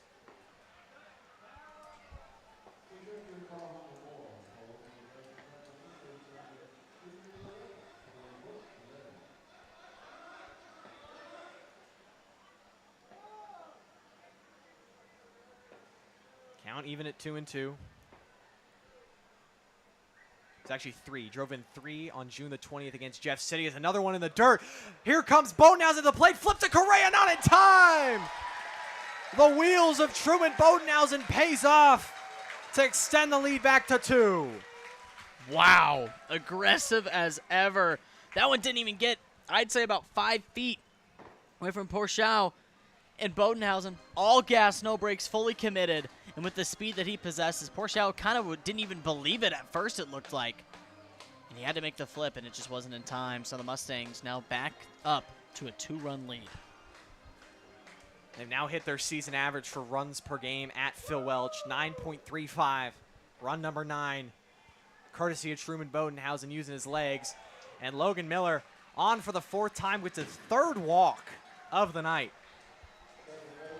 Here you go. Here come the Mustangs. This is how they do it. Late inning games, if they find themselves like this, just base runners, base runners, base runners. Bodenhausen showed them how to do it. Now you got Miller on first, Mosh up to the deck, another guy with some speed. It's all about keeping the line moving, and the Mustangs are doing just that. Not letting those 2 solo home runs affect them. Now it'll be Jack Mosh. 2 for 3. Single, double, and a hit by pitch. He's also scored 2 runs. Now has 5 hits this season against Clarinda pitching.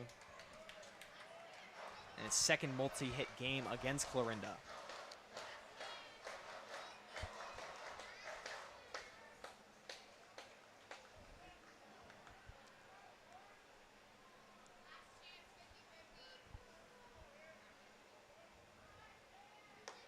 One is high and away from Correa. Clarinda pitching has really had to make Porchow work tonight, but I've been very impressed with him, Jackson. I mean, he's let a few get past him that he'd want back, but he's done just about everything and tried to be that Great Wall of China. But, I mean, his pitching has just been very inconsistent and had him jumping up and down out of his crouch plenty of times tonight.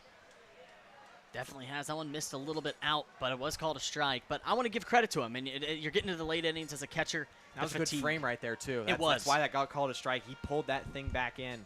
It really was. But, yeah, the fatigue behind home plate right now is starting to set in, so it's kind of hard to get the reaction time back up that you had first couple innings. But, yeah, you're just going to have to reel it in from your pitcher. Change up low, 2-2. Just saw a couple seconds ago A's getting some work into the bullpen, so might see another pitching change coming in the next either at-bats or at the end of the inning. Logan Miller, 10 stolen bases on the season. Have yet to see him go tonight. Again, working back after he missed 5 games with a hamstring injury. Not wanting to go full out and maybe risk straining it again.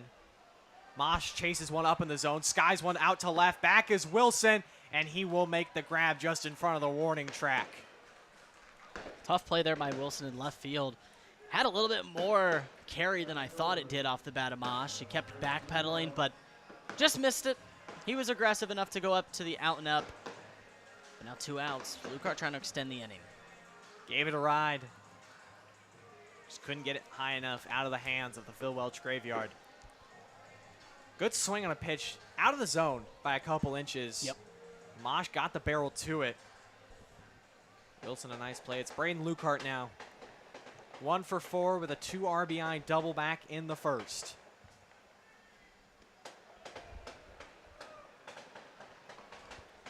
Gray trying to get out of the inning with just the 1 run allowed.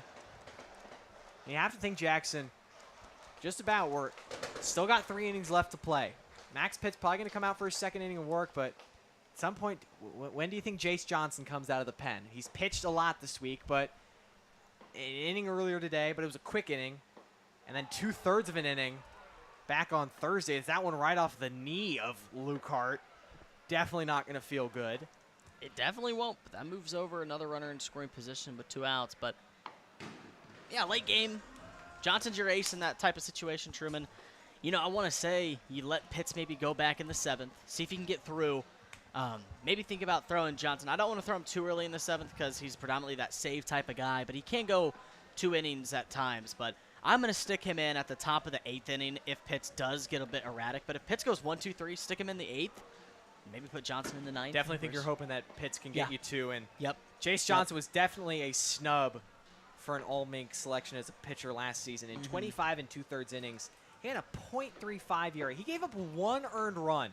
Wow. In 25 2/3 innings in 13 appearances. Wow. He was 4-0 with 4 saves, so he is definitely a high-leverage guy, and he has shown it this year.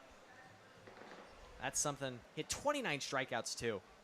That is something I will always defend, is that in 2024, Jace Johnson should have been awarded with some type of all-MINK accolade. Numbers A like guy that, who I did agree. earn an all-MINK accolade, Dom Felix, now at the dish with 2 on and 2 out. 0 for 3 with a walk and a run scored. See if All Reliable can come in here. Takes a big hack and misses.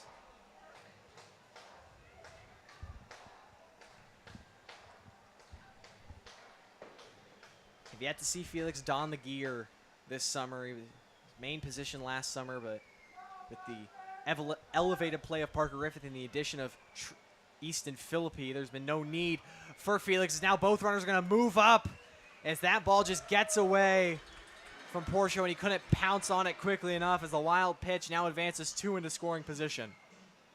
Oh, man, it just keeps getting worse on the mound. Gives up another 90 feet to both runners, and now a base hit could score both with the speed from Miller and Lucart. Felix trying to get the job done. In a hitter's count, 2 balls and a strike here. Still sitting on those 27 RBIs. And he's definitely in the driver's seat. 3-1. Looking to hopefully see if Correa will serve him something on a golden platter. He's got his carving knife out, but he puts it away. The cut of meat was not up to his standards, and he'll take a walk to load the bases. Right there, it's not a bad decision from Cordela. Open bag at 1 with the 2 outs. I mean, right there, you want to avoid giving it to a guy like Felix, because if he catches it, he'll put it into the gap. Both runs score. So, decent approach, but there's another man that I do not want to throw to, and that's the man that's about to come up. Justin George possesses that power to put it out there. His average is raised by at least 30 points when he comes to bat with runners in scoring position. He's come through time and time again. Came through earlier with a 2-run double in the second, and that was the last batter that the A's starter Noah Benavides faced. He's 1 for 2. He's walked and been hit by a pitch. He had 3 hits last night in an RBI against Sedalia. For that, got July 3rd off. He had 2 doubles and 2 RBIs on June the 28th, also against Sedalia in that wild 11-10 win. He now digs in right here with the Mustangs up 2 and looking to add to it.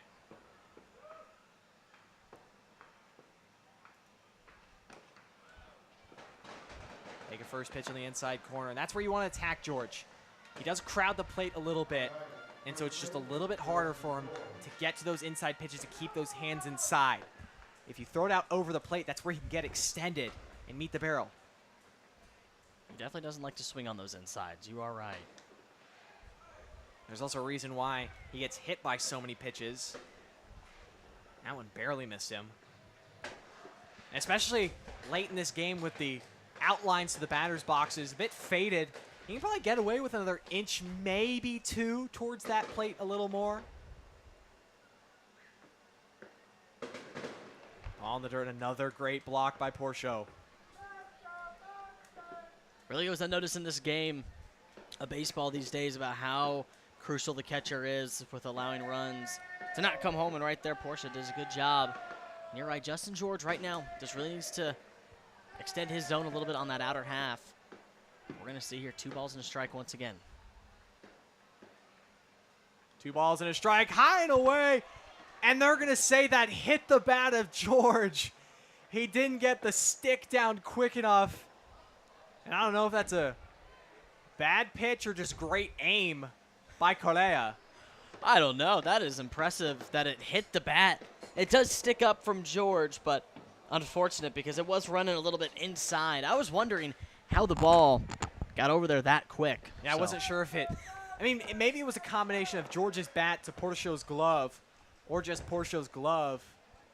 Nonetheless, it's a strike on George. And he stays alive, and that's the pitch you don't want to throw him. Out over the plate. Definitely knows he missed one. Correa definitely knows he got away with one.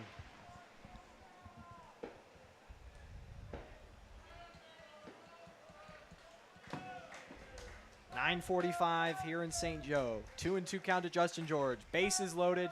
Mustangs up 9-7. Inside corner, strike 3 called. And a little strut and some words for Chopper Correa as he walks off the mound. Directed towards the Mustangs dugout, but he gets out of it. 1 run home in the inning, though, extending the Mustang lead back to 1, and Correa's been ejected.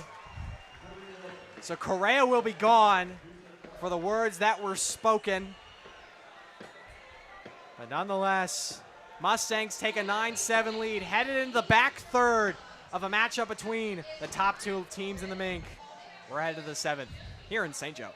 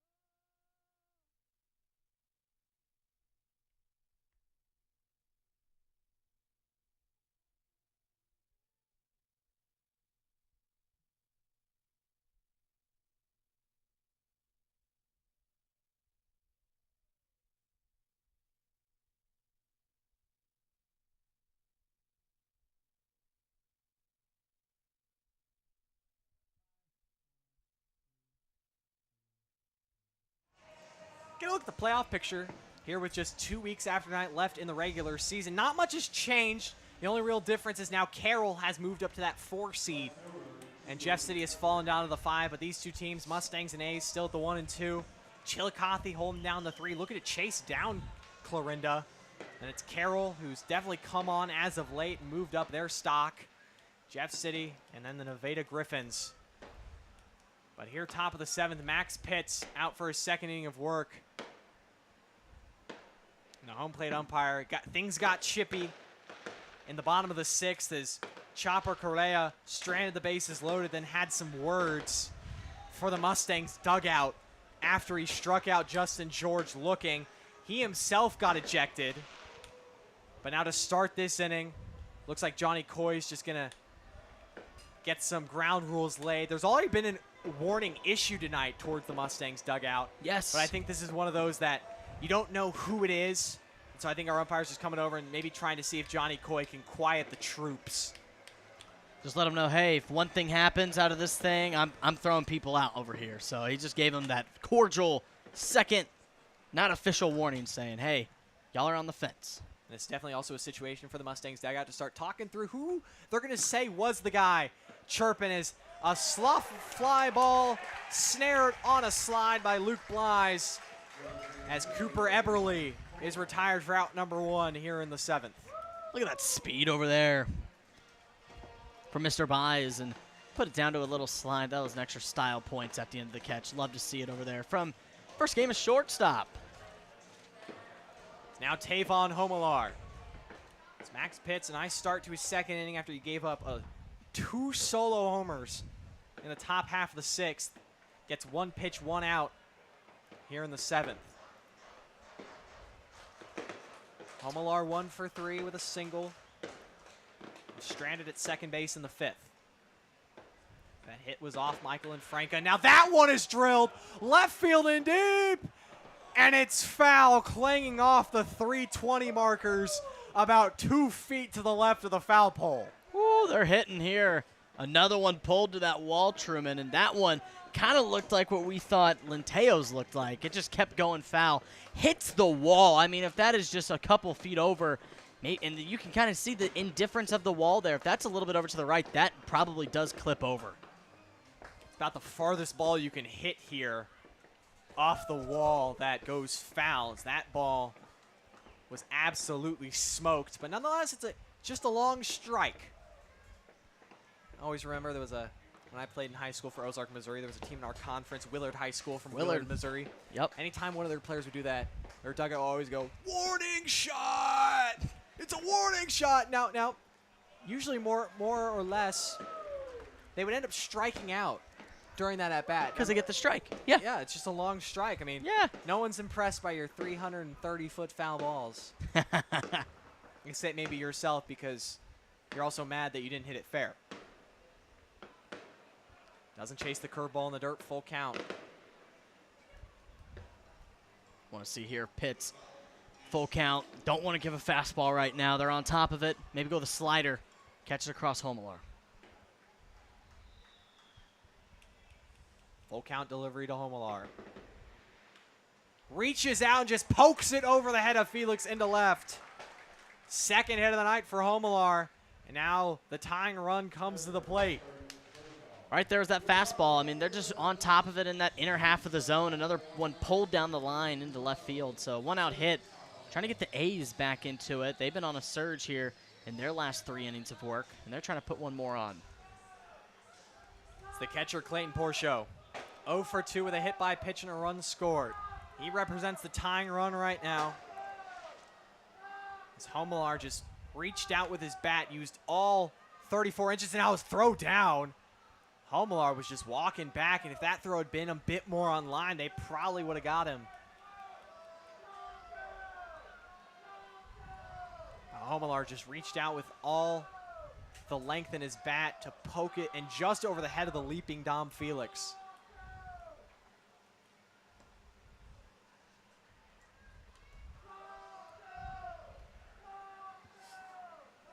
Is an arm up and warming in the Mustangs pen. Looks like Cade Perkins is out there.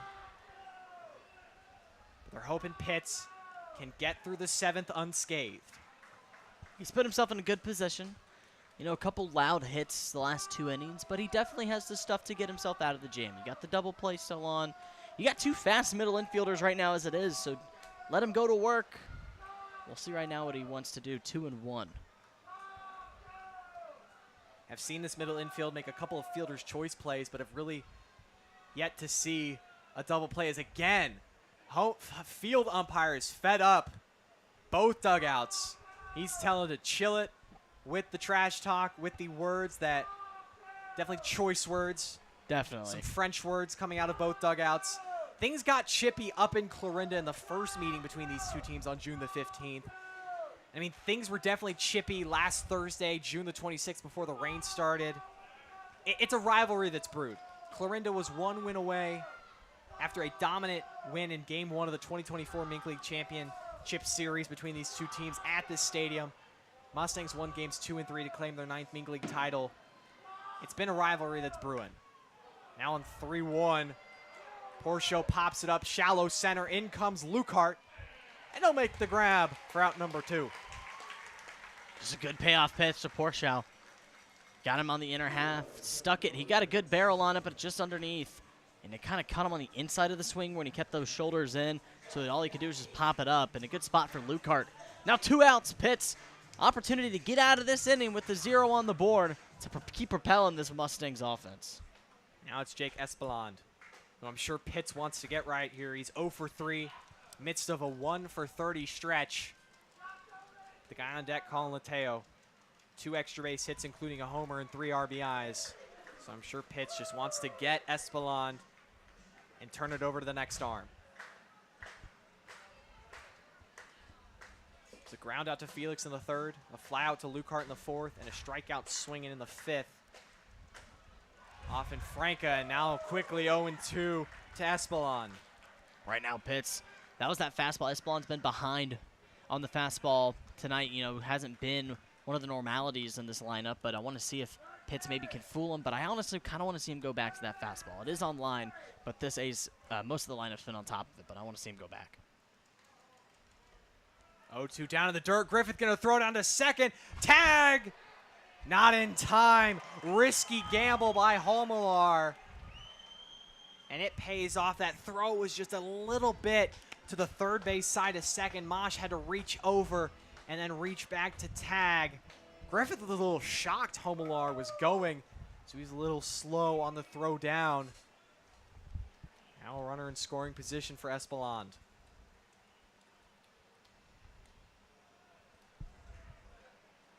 2-2. Right now, that's a tough situation to come back from. But you still got the 2 outs. Don't even worry about Homelar on second base. It's just 1v1 here with Espelond. And a 2-strike count. Want to see him go back to that fastball. Homelar dancing off second. The 2-2 from Pitts. Outside 3-2.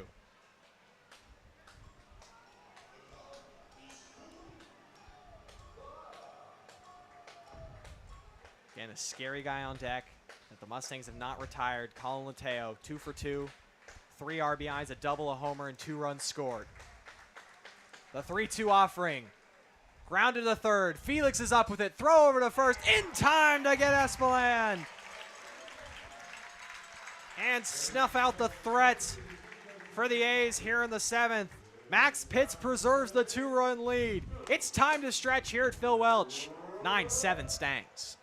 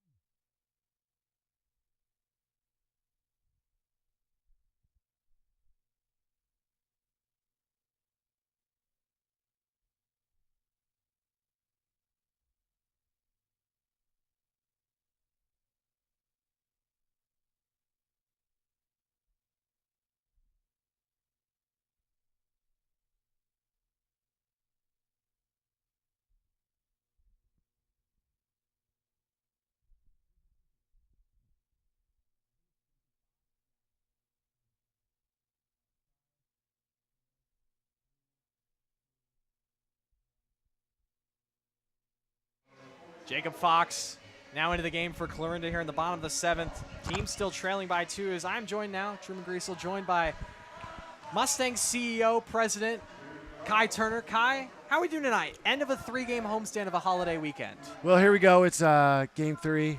I'm tired, but these guys are playing some good baseball.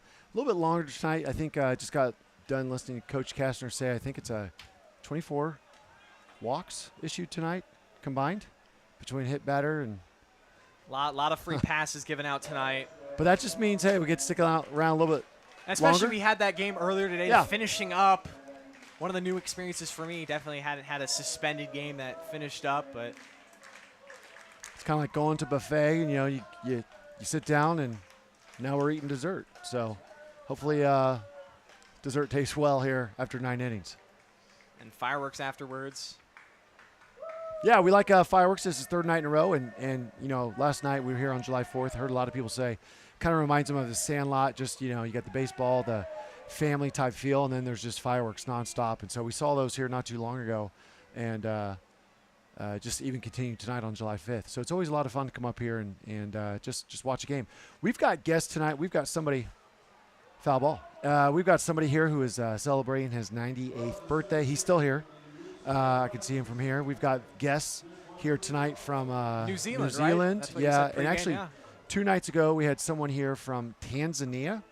I needed Really? a map for that one. I've looked it up, so I can't cheat now. And then we also had someone from India. So That's incredible. The reach of Mustangs Nation. The impact that Mustangs Nation has is not just contained within the United States. Would you say that 4th of July weekend is probably your favorite weekend Oh, yeah. Yeah, for Mustangs games?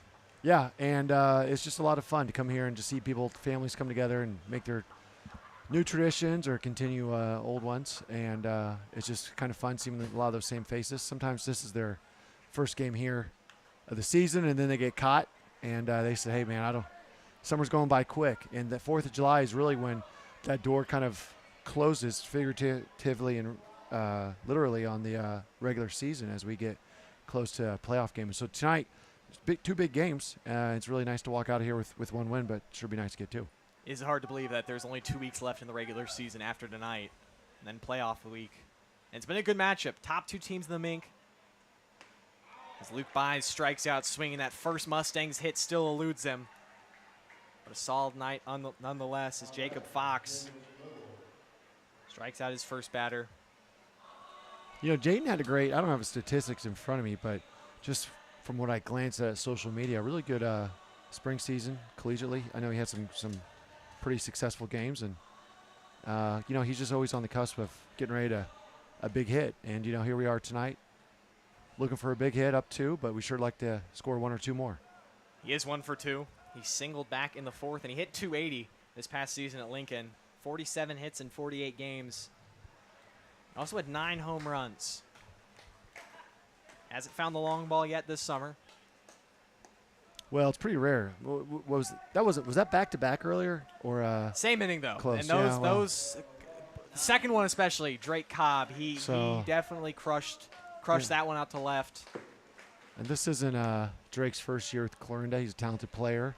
And, so it's good to face, other good teams. And Clarinda is definitely one of those. And so, but to get 2 home runs in 1 inning, get 1 alone in 1 game is impressive. But 2 in the same inning says a lot. Outside corner. Count stays alive with a little 3-1. The nice pop of the firecracker, which Had that a lot last night. Oh, Some of it tonight. more. Also plenty of fireworks over the horizon. I just think as a player, having to play through that, I don't know if I could do it. I got to give credit to these guys that they're not letting the fireworks affect them. Well, you think about it, and we talked to some players in the past. It's just something you look forward to. You embrace it. Not everywhere is like this. It's a special place in St. Joe, and it might be a distraction, but it's also pretty awesome to have that as a distraction. So It's like you said, Sandlot scene. it's kind of like when Jackson walks out of the press box, and a distraction to everyone. They're like, man, who is that guy? I've heard his golden voice on air, and I just like to speak to him. That'll be Parker Griffith. 0 for 3 with a walk all the way back in the first inning. Speaking of home runs, I remember I think Parker parked our first one on the Mustangs side out of the confines of Phil Welch Stadium earlier this summer. Leads the team with 2. Hit one on the road at Chillicothe. Yes, him and Tyler Gundelfinger. The only Mustangs so far to put one out here at home, as maybe another warning's issued or a little bit of a headhunt might be going on. It's a long night, it's a long season, and I mentioned that for us, what happens. And so it's just these guys come right out of spring, playing with their collegiate teams, and they hop right in here. And so it's long, and like I said, top 2 teams. It's a hot summer night, and it's a contested game. It's also been a bit of a rivalry. I mean, last year going back, MINK League Championship, Clarinda was up 1-0 in that series. Mustangs won game 2 and 3, and now it's kind of continued into this season. Yeah, it's just sometimes stuff happens in sports, whether you like it or not. It's a part of it, and but umpires control that type of stuff, and that's why they're out there. But it's kind of like you said, I made that analogy to I think dessert earlier. Yep. It's kind of like me going back for seconds, and everyone tells me, Probably, "Hey, don't do that. I need an umpire." Adding some sprinkles or Kyle, you've had too much. Someone has been ejected. Ejected, thrown out. I don't know. Thrown out. He definitely. And the whole bench is looking. They're trying to say who. Jackson and I were talking. Looks like Franca's been ejected. That's what I'm hearing from my broadcast partner Jackson. And you're actually talking. It was one of those things. When you get a warning, might be one of those things you guys start talking together. It's like, okay, if someone does get ejected, who we throwing out there? Who's going to be the lamb to the slaughter? But I think the umpires might have snuffed it out. Yeah, you just hate to see stuff happen, especially in a game like this. Just whenever you there's a line and you never want to cross it. Johnny Coy getting an explanation.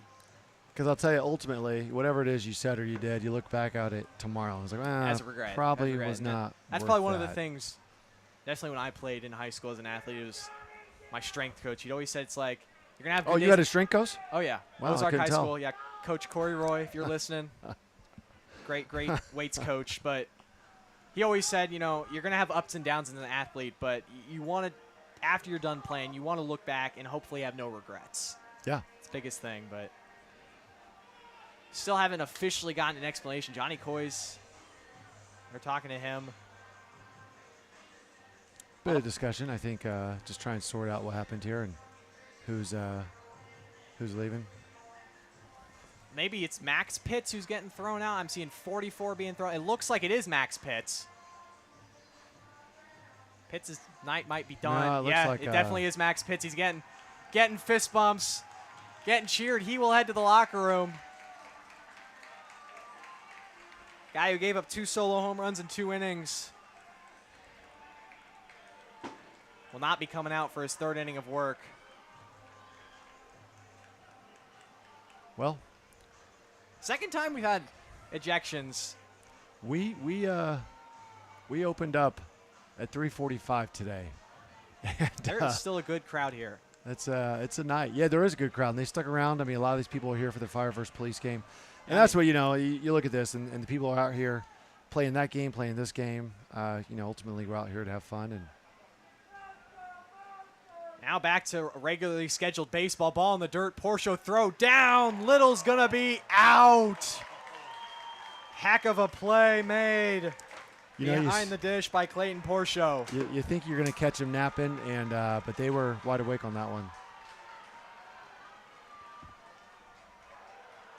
Looks like another ejection, maybe. Things are getting a little rowdy here at Phil Welch tonight on a Saturday night. Looks like Micah Nicholson, the second baseman who made the tag, has been tossed. And it's one of those things. He's thrown his arms up, but what he said may have not, crossed that line to French. But I think maybe the intent behind it, trying to show up Little, might have, again, when things are tensions high. Well, an umpire's job is to get control of the game, and if they felt like that control has been lost, then sometimes they have to go to do things like this. So it's hard to say. It's kind of guesswork for us while we're up here to say what's going to happen. But you kind of see on the field, it looks like there's a lot of questions that both sides have. a lot of excitement from both dugouts in this game. And Jaden Little was also ejected. So Little and then Micah Nicholson have been gone, as well as Max Pitts. 3 ejections in the span of about 1 pitch in probably 10 minutes. it's kind of like, the second person always gets caught. And I'm not saying that's what happened this inning, but earlier in this game, maybe there were some actions that happened, and whether they warranted it or not, I couldn't tell you. But, after enough repeat offense at times, if that's what took place.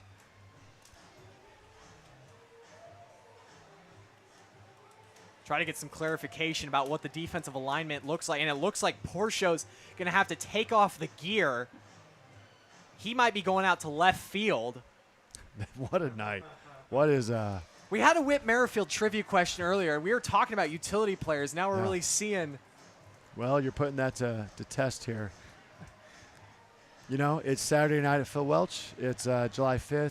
2 weeks left in the regular season. Crazy things happen. Just one of those nights. And for Jacob Fox, there are 2 outs in the inning, but 2 outs that have taken 15 minutes to get with all the action that has happened. It looks like Kane Wilson is coming from left to second. I will tell you, our tickets are good for the entire duration of the game. We don't charge by the minute, hour, or anything of the such. So you get your full entertainment here. Definitely some entertainment tonight. So Kane Wilson comes from left to second, or is he going out to right? I don't think they know. The manager's pointing. We're all over here. Porcho's also looking. He has the gear off. He was behind the plate. I think this is maybe just a shift, a very unique shift going on here. We're all going to left field. I mean, nobody on, so you don't really need a catcher. Yeah, I think this would be eyeball it as the home plate unusual. umpire. Just throw it over the plate. So Yeah. Porcho, the catcher, he's running out to right. That poor guy. He's got to be He's, sweating. we talked about it. He has been quite impressive tonight behind the dish, making a lot of plays. So Porcho now in right. I had a hard time just moving my seats from bleacher seat to bleacher seat. So Yeah, so Porcho in right. Wilson stays in left. he runs like a Porsche. That was a forced laugh. No. It looks like Cooper Eberle, who had been in right, now comes behind the dish to do the catching duties. I will say, so we got Jackson back up here. I don't know that I'm the best good luck charm here, so I'm going to hand this back over to Jackson. 3 ejections in my short time here. I'm going to step away, but thank you for listening. Thank you. That was Kai Turner, CEO, president of the St. Joseph Mustangs. Definitely brought some action, but we are back to the action. Parker Griffith, now 2-1 as he swings through a pitch. If you're just joining us, Truman Griesel, Jackson Phelps, wild inning. It started in the bottom half of last inning. Wow. Or last inning, Chopper Correa was ejected after he struck out Justin George looking. John off to the mound. Teams have been warned about 3 times. I mean, I think the extent of the warnings, definitely they ran the band thin. But then it finally boiled over in this inning as now Griffith grounds one foul to third. So Griffith will do it again 2-2, but it finally boiled over this inning. Max Pitts was ejected. He was the first one gone. Yep. Then Jaden Little reached on a walk. He tried to advance to second on a wild pitch, and the catcher at the time, Clayton Porcho, threw him out. Little was not happy with the call. He was gone. And then Micah Nicholson, the second baseman for the A's who made the tag, also was gone. So 3 ejections in the span of about 10 minutes and probably only about 3 pitches within about 15 minutes. There's another delay as Little Caesar was a little eager to race tonight. And they're going to tell him to get all the way off the field. I mean, this is one for the scrapbook. Oh, man. I just can't believe it. I mean, you just get a tale of everything, and they're telling them to get all the way over. Looks like they do, so looks like we're back to ball. I mean, they're still in the field of play, but they're all huddled in the corner. 2-2's outside, now 3-2. And for those of you just joining us, there are 2 outs in the 7th. So 2 outs, bottom of the 7th. Mustangs 9, Clarinda 7. Mustangs were up 7-0. Clarinda has cut the lead to 1 at 8-7. But Mustangs now up by 2, and Parker Griffith, after all that, Parker Griffith works his second walk. What a job by Griffith. All the adversity, everything that was happening, he took extended time to think about the plate. Now the walk with 2 outs. Looks to see if get something going. Up 2 runs, mid-ejections, mid-stoppages of games. It's time for the Mustangs to take these breaks and turn them into diamonds. Now it is Truman Bodenhausen who had to wait in the on-deck circle for, like I said, the whole time Parker Griffith was at the dish. So about 15 minutes that Bodenhausen was just standing there watching. He's had himself a very nice night. 2 for 3, 2 singles, a walk, and a run scored.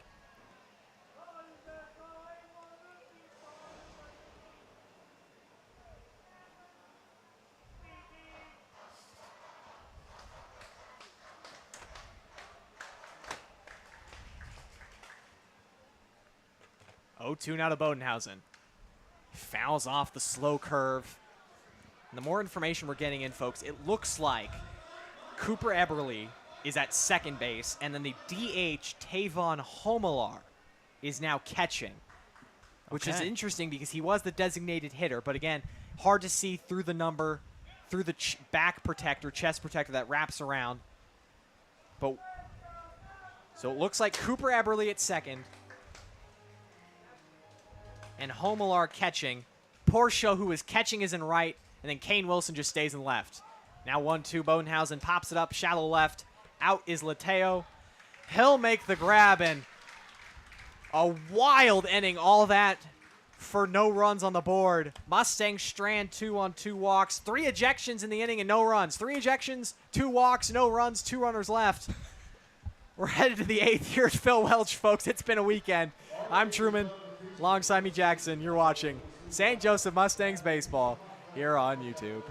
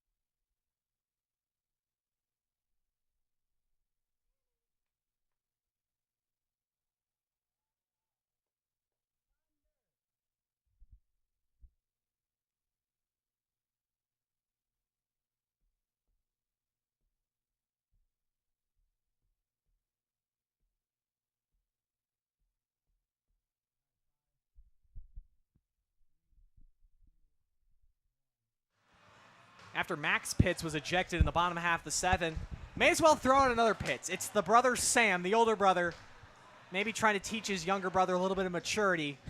But Sam Pitts makes his 7th appearance. He made 3 starts early in the year, but now he's started to come out of the bullpen. 2-0, 19 innings pitched, 4.26 ERA, 17 strikeouts to 10 walks, below 200 opponent batting average, and it's really been when those free passes have really hurt him. It is. Trying to keep those balls off of the board early on. Attack these hitters. You're in the top of the 8th. Definitely the longest game these guys have seen at Phil Welch. I know they're eager to get this one wrapped up. So right now, Pitts' job is to keep it composed. Keep it in the zone. Don't do anything too special. Just get the job done. Quick 8th here would be super ideal here for the Mustangs. And it is a guy who last time up launched a moonshot deep into the night here in St. Joe for his first home run of the season, Colin Mateo. 2 for 2, 3 RBIs, 2 runs, a double and a walk. Quite the impressive performance from the A's 9-hole hitter.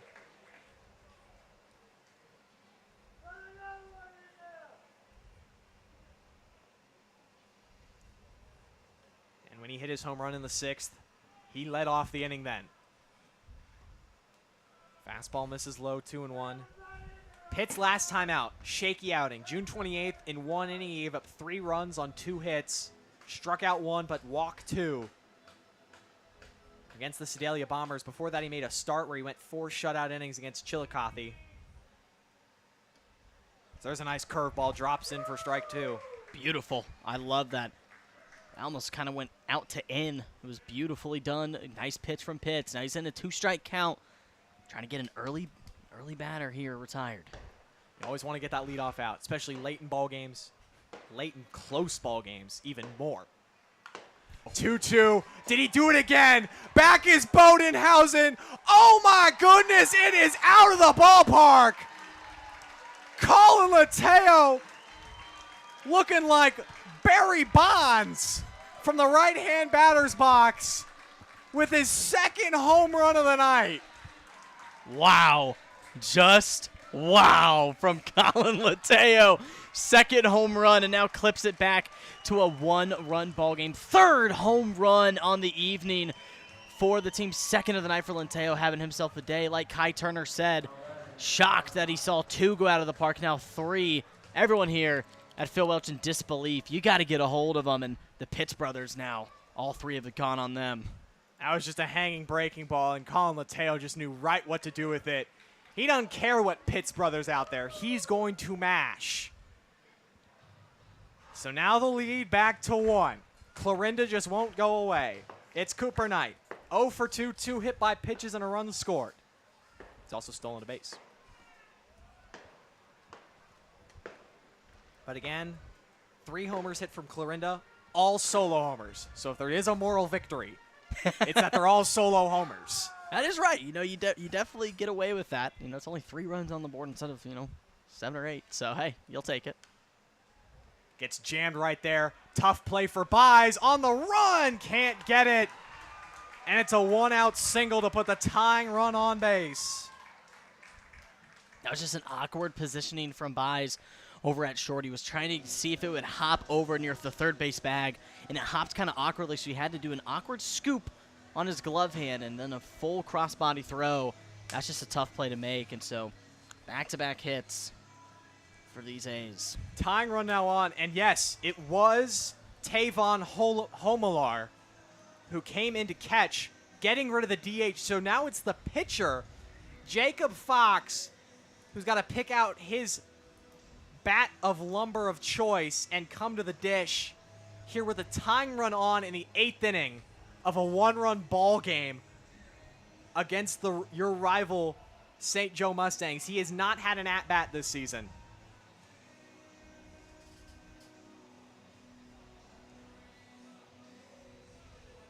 No at-bats for Fox.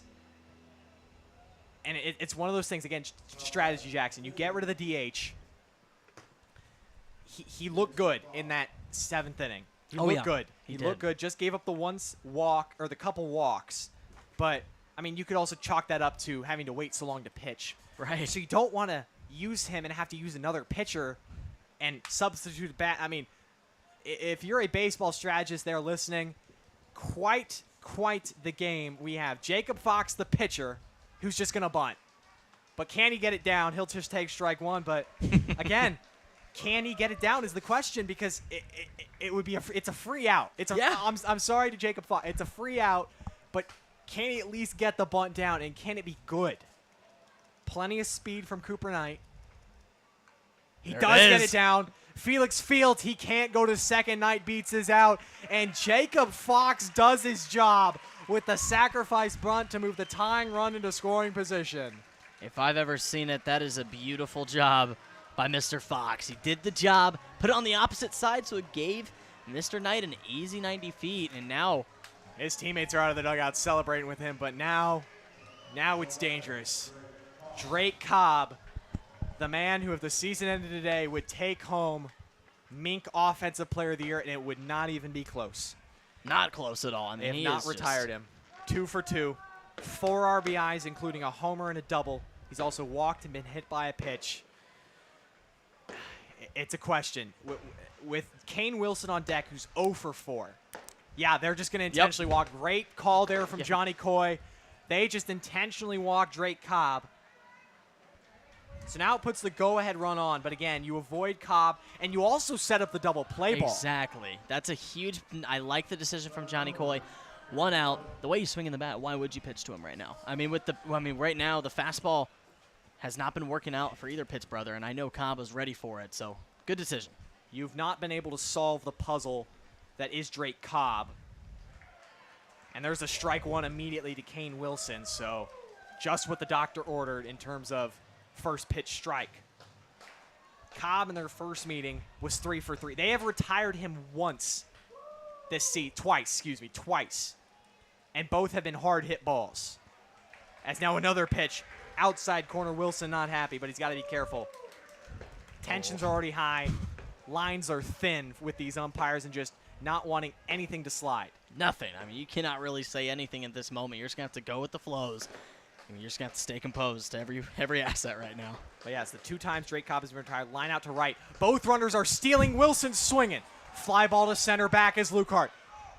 He's under it, and he'll make the grab on the warning track. And tagging and now heading to third will be Cooper Knight. Throw in. Not in time. Gamble from Cooper Knight pays off. As now the tying run 90 feet away, but 2 outs here in the 8th.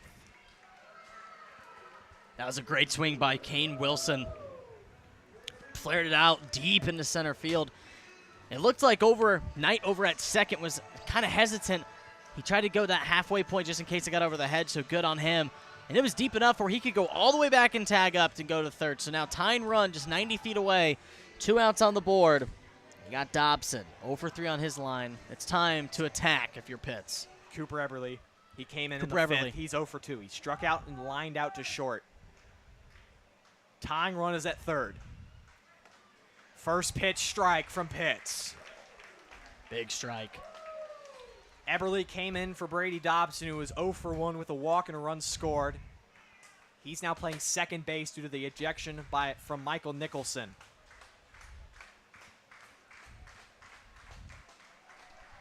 Just misses the corner for ball 1. Crowd not happy with that one.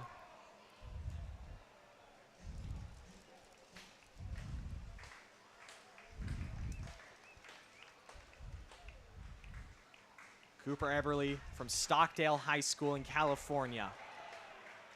And now Pitts with the pickoff. He's got the runner between first and second in a pickle, but you got to be careful. If Knight goes, you got to go. Knight's coming to the plate. Throw home. Knight's going to be caught now in a pickle. It's a pickle palooza. Felix over. Tag made by Darius Freeman. And that ends the threat. Pandemonium at Phil Welch. And the chaos supremacist reigns supreme.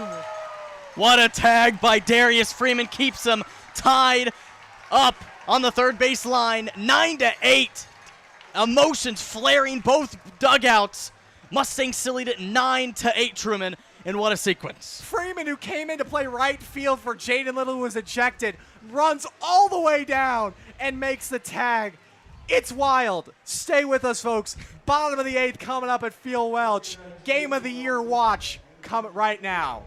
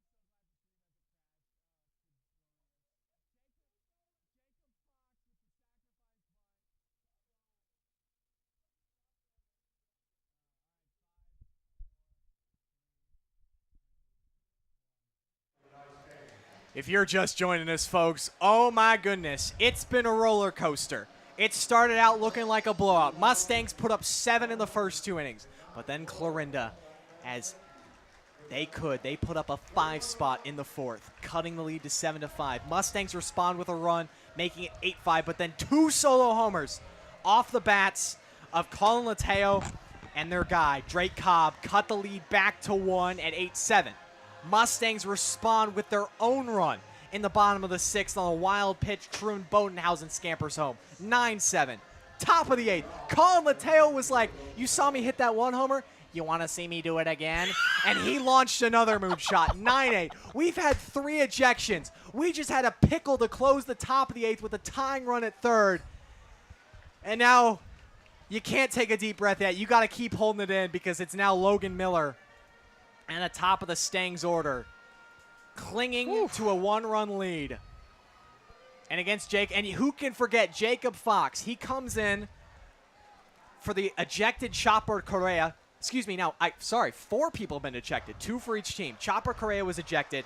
Jacob Fox comes in, but then due to the ejection of then Clarinda second baseman Micah Nicholson, their DH, Tavon Homelar, comes in to catch. Their catcher goes to right, and then their right fielder comes to second base. So Jacob Fox got in at bat in the top of the 8th, and he laid down a beauty of a sacrifice bunt. But we've had everything, and we're still not done. It's Logan Miller 0 for 1, 3 walks and a hit by pitch and a pair of runs. But those pair of runs that he scored in the 1st and 2nd innings seem like a while ago. If any of you guys have a tank of oxygen, I'm going to need you to send it up to the broadcast booth for my partner Truman. I mean, that is a lot. I mean, it's happened.